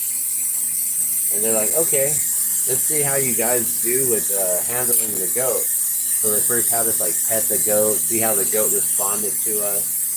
And then they're like, okay, cool. And they're like, well, now we're going to have you lift the goat up on your shoulders, over your head, and let's see how comfortable you can do that. And they're like, wait a minute, I've never handled a goat before. We're now lifting it up over our shoulders and putting it basically on our shoulders, on our backs to walk around with a goat. Like, okay, this is interesting. And so we all did it, right? And then they pulled the director over. They called the director over, and he then wanted to see us all do it to then choose who would be the best fit for his shot for whatever he was going to have us do. And I got to be chosen for Goat Boy. That's what I called myself, Goat Boy. I'm Goat Boy in Stanistan. I got pictures, not of the goat, not of me and the goat. But you know what was funny is that goat got paid more money than I did being on set that day. Even though I was going to be a featured extra carrying a goat, that goat was getting paid more than me. No lie. The goats, the animals, I think they get paid like at least $250 per animal. So they get all their food, all their livestock and everything. I guess they don't get catered to. So that's the difference. I get the Mario's catering on set, and they don't get that. They don't get all the cupcakes and the sweets and the treats, the filet mignon, the breakfast burritos. They're stuck eating grass and hay, but $250 worth of it. But no, that pays for transport and everything and stuff like that. But they get paid very well. You can have just your vehicle in for the day and get paid almost the same amount as being an extra working.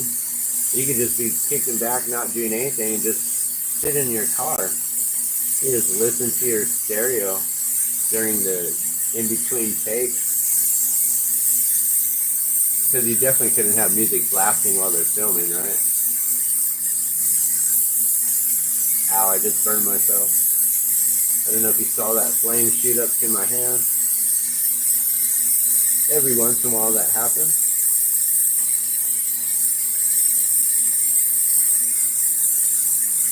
Candy cane mushrooms, so that's what I'm making right now. So yeah, for the scene, basically I was going to be carrying the goat. We were filming up in Santa Fe at the old Santa Fe court building. I think it's a round building if I'm not mistaken. And on one side of it that day they had it set up to look like the U.S. Embassy. And so I was basically trying to enter through the security gates right there, you know, the metal detectors and everything, with my goat, and they were stopping me. And when they were filming the scene of me trying to walk through with my goat, and I basically like was just like, no, let me in. I need to get in with my goat. I got to get in with my goat. Let me through. Like, you know, just try to create some kind of weird accent or whatever. And the whole time, I find out later that the camera was basically just on the goat. I wasn't even like in it really. They were like getting close-ups of the goat. Like, oh, this is great.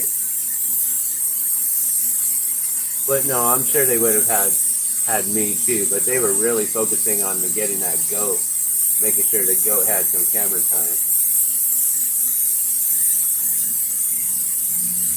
And it's too bad that movie Finch and Socorro, they were gonna give me some really awesome camera time. I was picking corn from the field, and they were establishing a shot where the vehicle was pulling up. Basically, Finch was pulling up with his robot and dog in the RV, and we hadn't seen any other humans in a while, because basically we were the last humans to be surviving on the planet, not realizing there's a scientist out there who built a robot and has a dog. And so he comes to our village, or basically the last place on Earth that's got humans, or possibly, like, we don't really know. And in the movie, you know, the whole movie, the whole time they're like traveling to try to find civilization. They're trying to get out west before the scientist passes, right? That's the whole entire plot.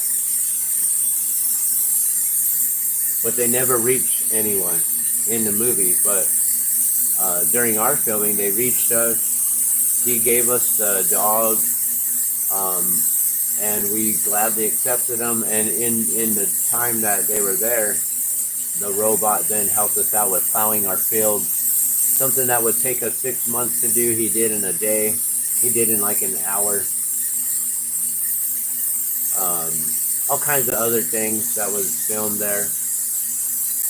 When they first came in, we were freaking out. Like, we had never seen a robot before, an AI robot that was like walking around and talking and everything. So we were like ready to, we were on, on defense, ready to defend ourselves in case it attacked. So I had a shovel in that scene, ready to go, and that was all cut out. Looking for carrot cake. I guess he likes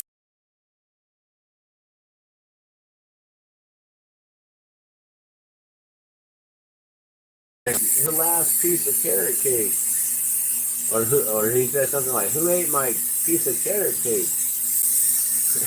And I just looked up at him. I'm like, "Well, I didn't eat your piece, but I got one right here if you want it."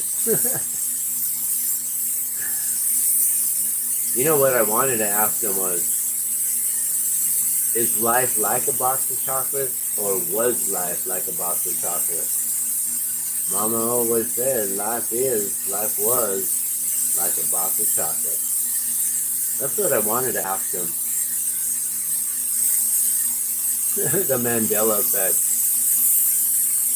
I'm like, why is it on the back of the movie cover one way, but then in the movie, you're saying it a completely different way? Did they misquote you on the back of the box? So that's weird.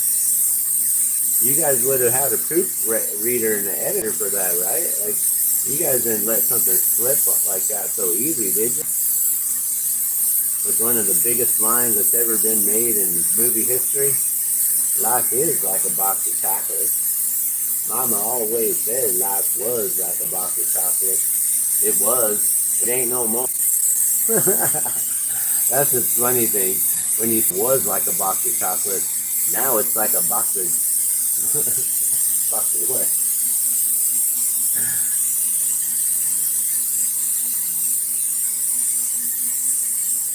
All right, we almost to 2 hours. Oh, we're at 2 hours now. Is it 8 o'clock?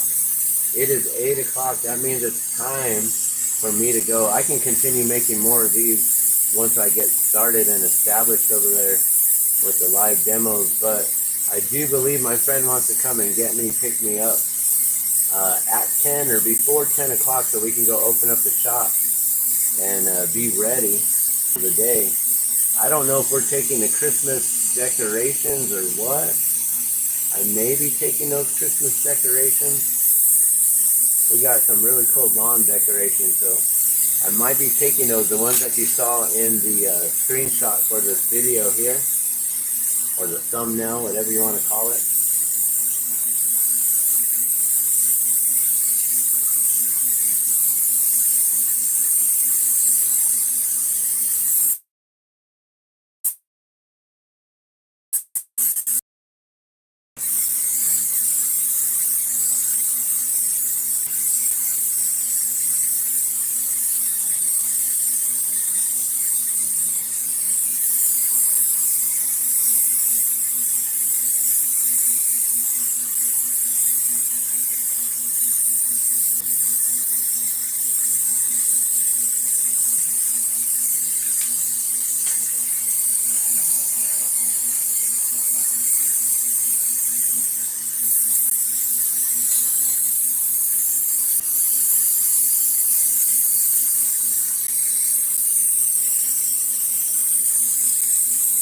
Alright, what is that, number 3? So that makes 6. I got 4 more to go. Should I just make 4 more real quick? I think I can do that and still have enough time to break this all down.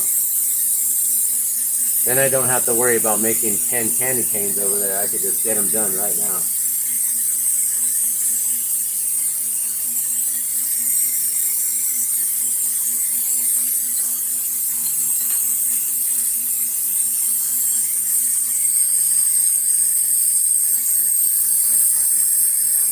Alright, Alright, let's see how quick I can make these. If someone hit the stopwatch right now. Check the time on the video. However many minutes and seconds we're in.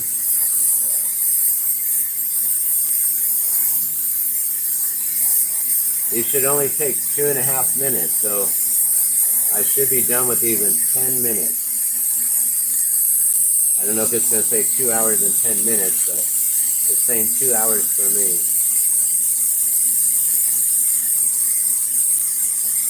I don't know if it'll tell me 130 minutes.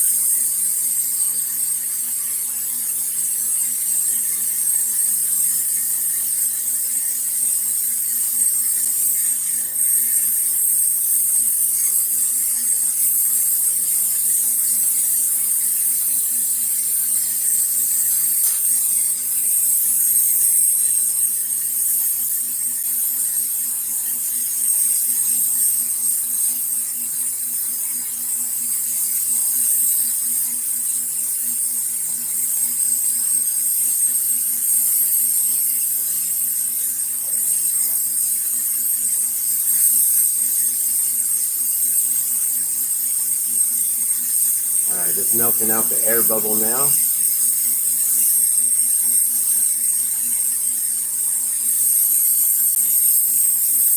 So you know they're always filming here in Albuquerque and around New Mexico a lot. If you're driving around and you see these like big bright yellow signs with black lettering on it, and then it's got some arrows pointing in one way or another, you know, turn left, turn right, go straight. If you see these yellow signs, it's like corrugated plastic. Those are the movie signs that lets us know where we're going and lets us know where we need to go for checking in. They won't let you get in on the set or anything like that, but you'll be able to see like, oh, that's the area where they're filming. Also, if you want to avoid that area because there could be traffic, you know, if we're stopping traffic in the road due to any sort of special effects and things like that, demolitions and whatever. But yeah, those signs are up everywhere. I did see a couple yesterday downtown, I think, pointing towards the Rail Yards Market. So I think they're filming something down there currently. I think that was yesterday or the day before. And you know, that could just be for the day, and they could already have wrapped up already and moved on to a new location.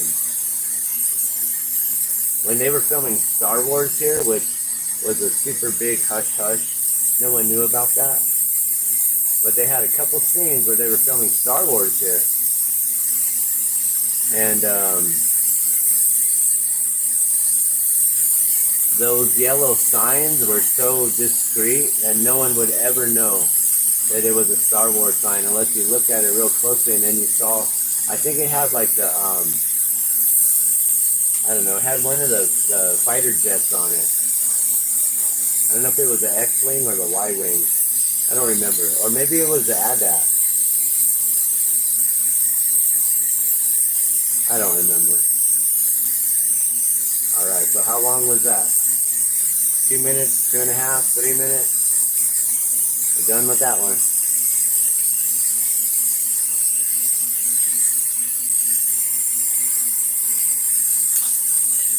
Alright, start your timer. Let's go.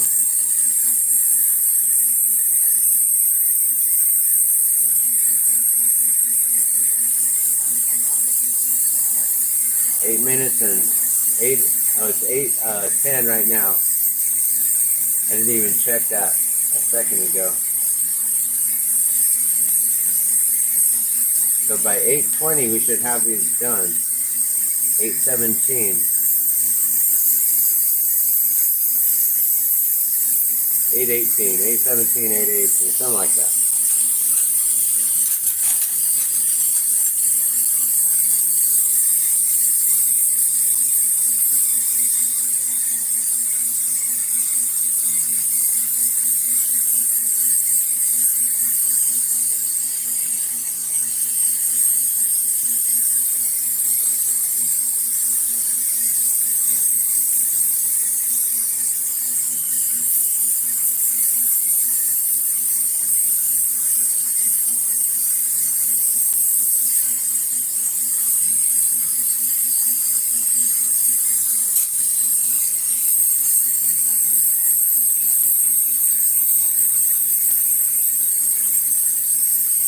These are pretty fun. Candy cane mushrooms. I know I've made them before, but I've never like tried to just bust. They're just gonna go super quick. Maybe I can make a candy cane flatback.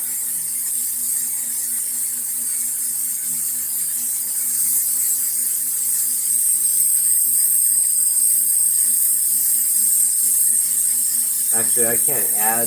I'm already going over time right now. I'm like, well, maybe I can make this and make that. I can't keep on working till 10, guys. Come on.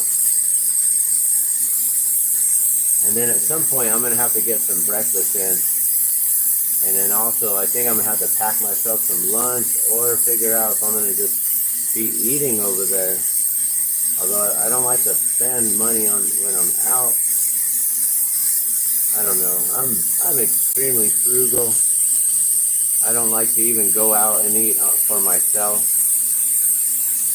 It just costs too much, and I cook so much better than most places. But it's nice to be served by someone else from time to time, and then you don't have to worry about dishes. You know, since I'm always cooking and always doing the dishes, that's always a nice pleasantry.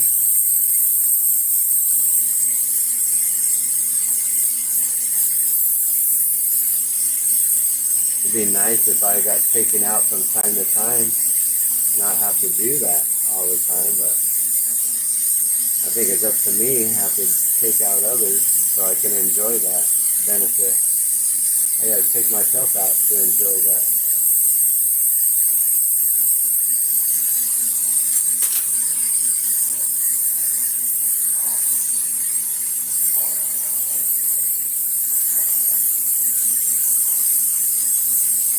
Alright, only a few more.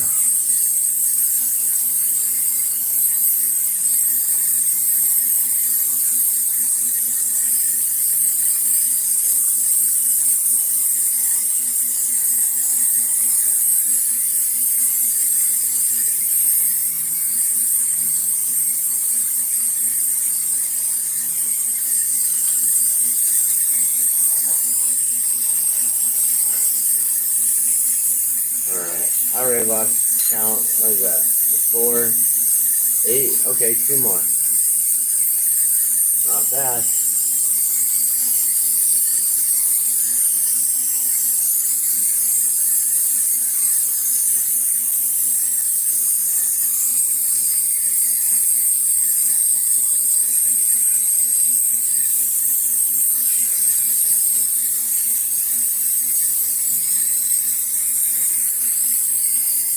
Alright, there goes number 8. There's 5 and 3.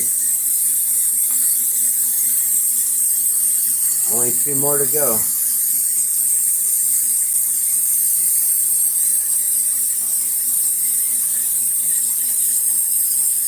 Oh yeah, so much filming in New Mexico, and the terrain is beautiful out here. You can make it anywhere. You make it Baghdad. There's so many different movies I've been in where they've been like out there in the Middle East, right? And we're all always like wearing some sort of like head covering or some sort of something, you know. I was in the movie with oh, I forgot her name. She was in Saturday Night Live. Whiskey Tango Foxtrot. Oh my gosh, I can't believe it. I don't even remember her name. I've always liked her. I've always thought she was awesome. Now I can't remember her name. But yeah, we were all basically in the Middle East right here. We filmed a few of them scenes right there where the Twinkle Light Parade is going to be tonight at the, what is it, the Anasazi Hotel? The one on Washington and Central. They did a lot of driving around town, and basically all it was driving around inside the Anasazi Hotel, going around in circles and in circles. A couple other times they were at the Rail Yards Market, driving around in there, going around in circles and in circles.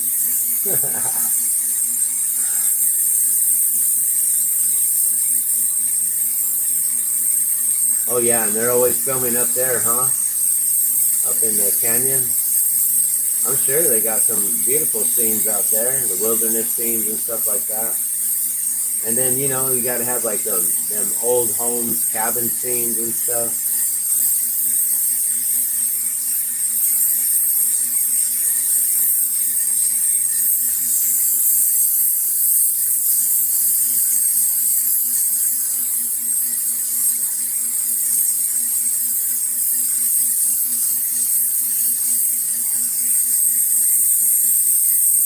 Okay, only one more after this, guys.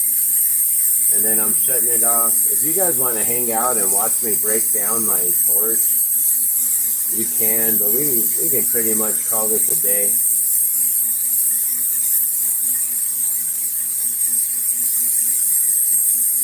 But it might be fun to see me just tear this whole thing apart. Let me know if I should continue the live stream. So there might be some times I might have to like make you go look in the corner, like, hey, go over there for a second, because I got to do some business right here on camera, or off camera, away from the camera.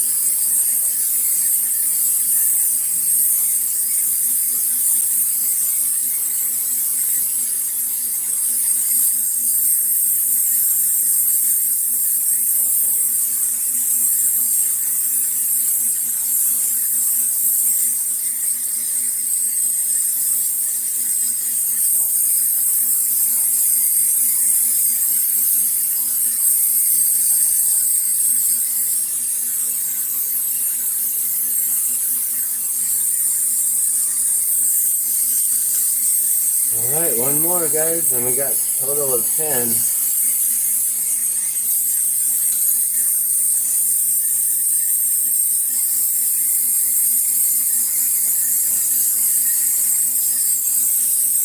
Man, I'm already tired. The day has not even begun. I'm gonna have to take a breather. I'm gonna have to drink some water here. Alright, one more to go. Oh, also, it's hot in here because the kiln's on. I gotta check the temperature of the kiln. Let's see if it's up to 1080 yet. Okay, jab my eye out here.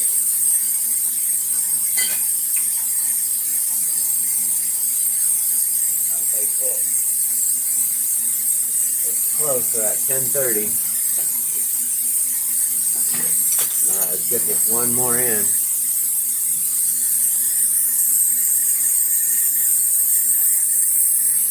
Alright, candy cane mushroom. Here's number 10 right here, guys. So we got what, five Christmas ornaments or baubles made this morning. And several of these candy cane mushrooms in the last 2 hours. I don't know if you guys set your timers for this last one or not. I said we'd be done at 8:17. It's already 8:21. So somewhere I lost some time. I slowed down. I don't know what happened. We're supposed to be done at 17 after. What's going on?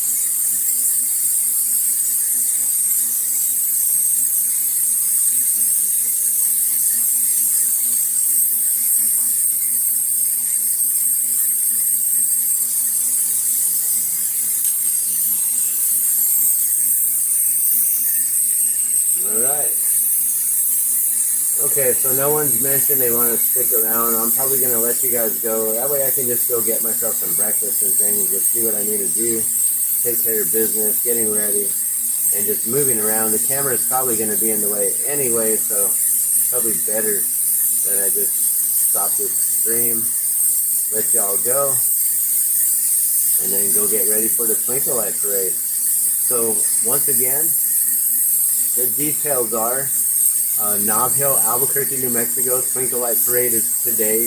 That's Saturday, December 14th, starting at 5:30 p.m. is what the city is announcing. We'll be down there at the Vaporium, 3808 Central, doing live glassblowing demos and offering some cocoa to our guests that come in and visit and hang out. And you're welcome to set up right there in front. I'm sure it'll be a great little spot right there for the Twinkle Light Parade. If you want to hear the announcers, we may actually be able to hear the announcers from where we are because they're going to be right down the street. Might be a good location to hear them actually, without them being overly loud, like way too loud, being right next to the speakers.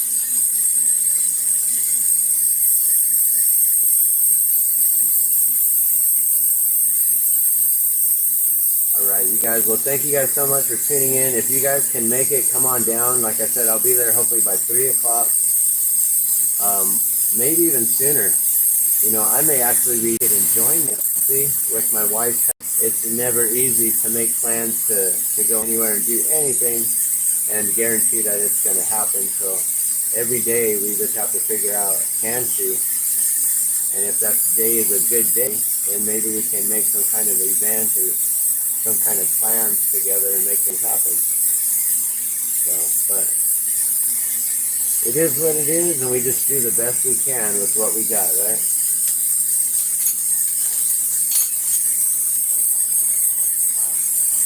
All right. You guys have a beautiful, blessed day. Oh, what's going on? Shy 420. I'm about to do a little 420 myself. Do some dabs. I got me a 2-footer right here next to me to finish it up. It's recreational here in Albuquerque, New Mexico. I know you've had the Prop 528 passed long ago, back in what, 97, 98? Prop 2, Prop 258, 257, proposition. I follow a lot of the cannabis laws and situations going on. I'm a huge advocate. I'm an educator, a promoter of industrial hemp and all kinds of things, medical. But I'm really a heavy component of the industrial side of things because we can really use that for many applications. For medical is industrial, you know. When we had the Industrial Revolution, you know, a lot of the pharmaceutical companies came up, and so we can have that happen now too, you know, a lot of that stuff. All right, let's check the kiln temperature here. I don't know, you can see the things that I got right here. I got four flavors. I got some more flavors.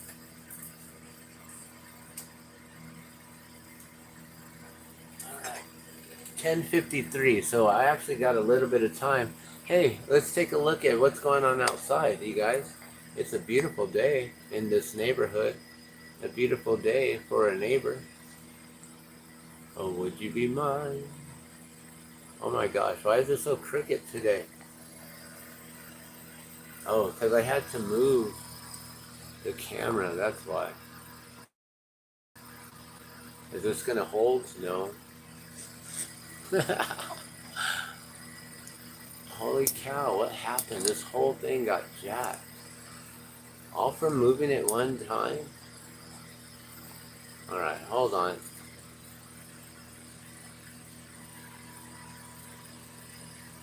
I have to spin this one here. That's what's going on. There we go.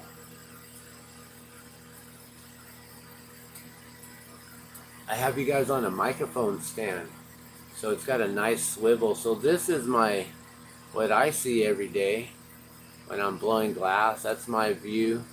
Get to see the peacock right there. I don't know if you can see the peacock or not, but that's the peacock right there. We got this little beauty right here to try out. Oh, what? Wake and bake. Oh yeah, I forget. It's only 7:30 your time. I'm like, I've been streaming for 2 hours, been up for 3. I actually missed our 4:20 a.m. session, but a lot of times I will do some live little sessions like that, 18 and over sessions. I got myself in trouble in October during the balloon fiesta. We were talking about some things that apparently I'm not allowed to because of misinformation or whatever. And so I got in trouble. I'm kind of like, in suspension mode right now or whatever. If I do anything wrong, they can take my channel down. So I'm not trying to do any 18 and over stuff right now because I don't know if that'll do anything to my channel or what. But I know there's all kinds of channels out there. They just freely just dibby-dabbing away right there on camera. Like, what? What's going on? Oh, I don't always miss the 4:20 morning. I'm usually up around 3 or 4 in the morning every day without an alarm. It's just something that I've gotten used to. My father used to always just get like 4 hours sleep, so I think I just got that from him. I don't know. I think also just being a father, having to always work all the time and do things, there is no time to sleep because there's so much to do in a day. I never get everything I want done in a day. That's for sure.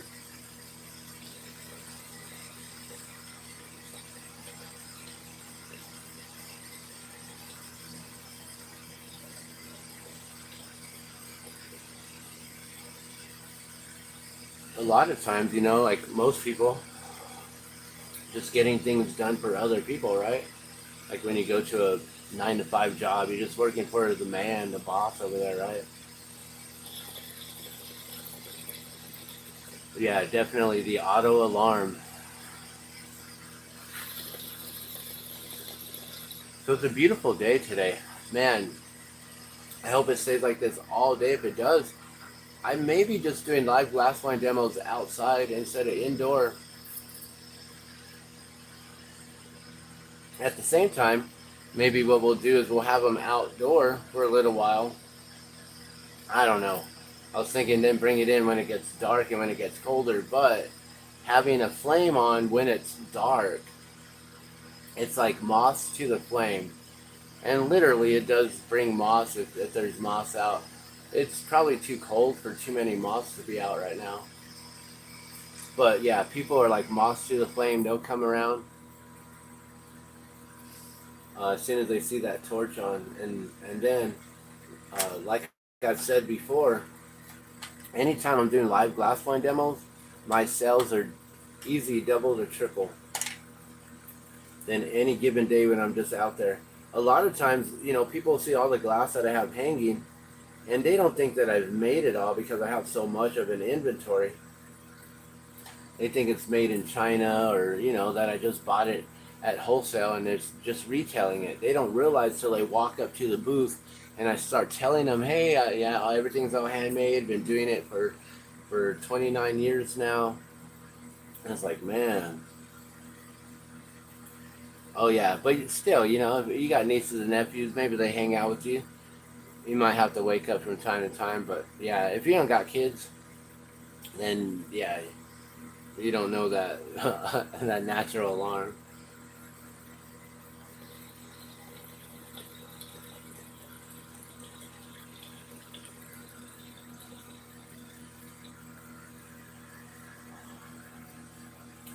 There's a lot of work to be done in the morning.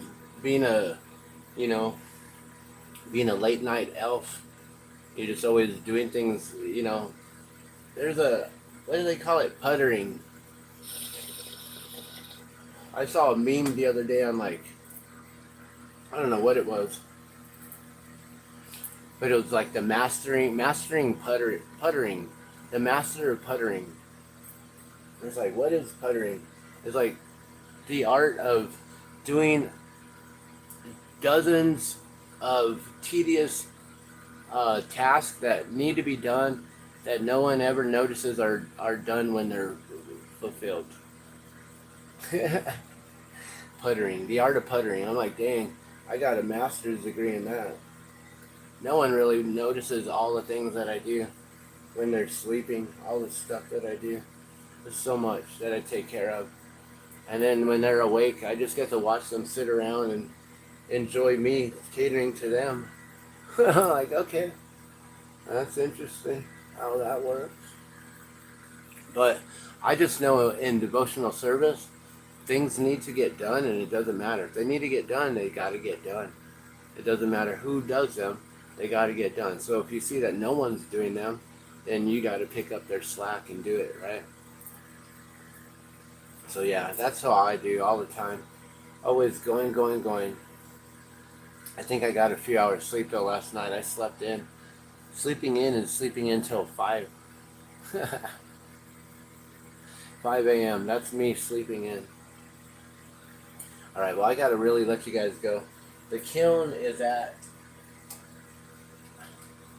1079. Basically we're at our 1080 mark. So I'm gonna have to shut it down now. And then I'm gonna tear down this whole entire table here, guys. Everything that you see here is all gonna go off the table. Somehow, somewhere, I have a box somewhere to put all this beautiful stuff in.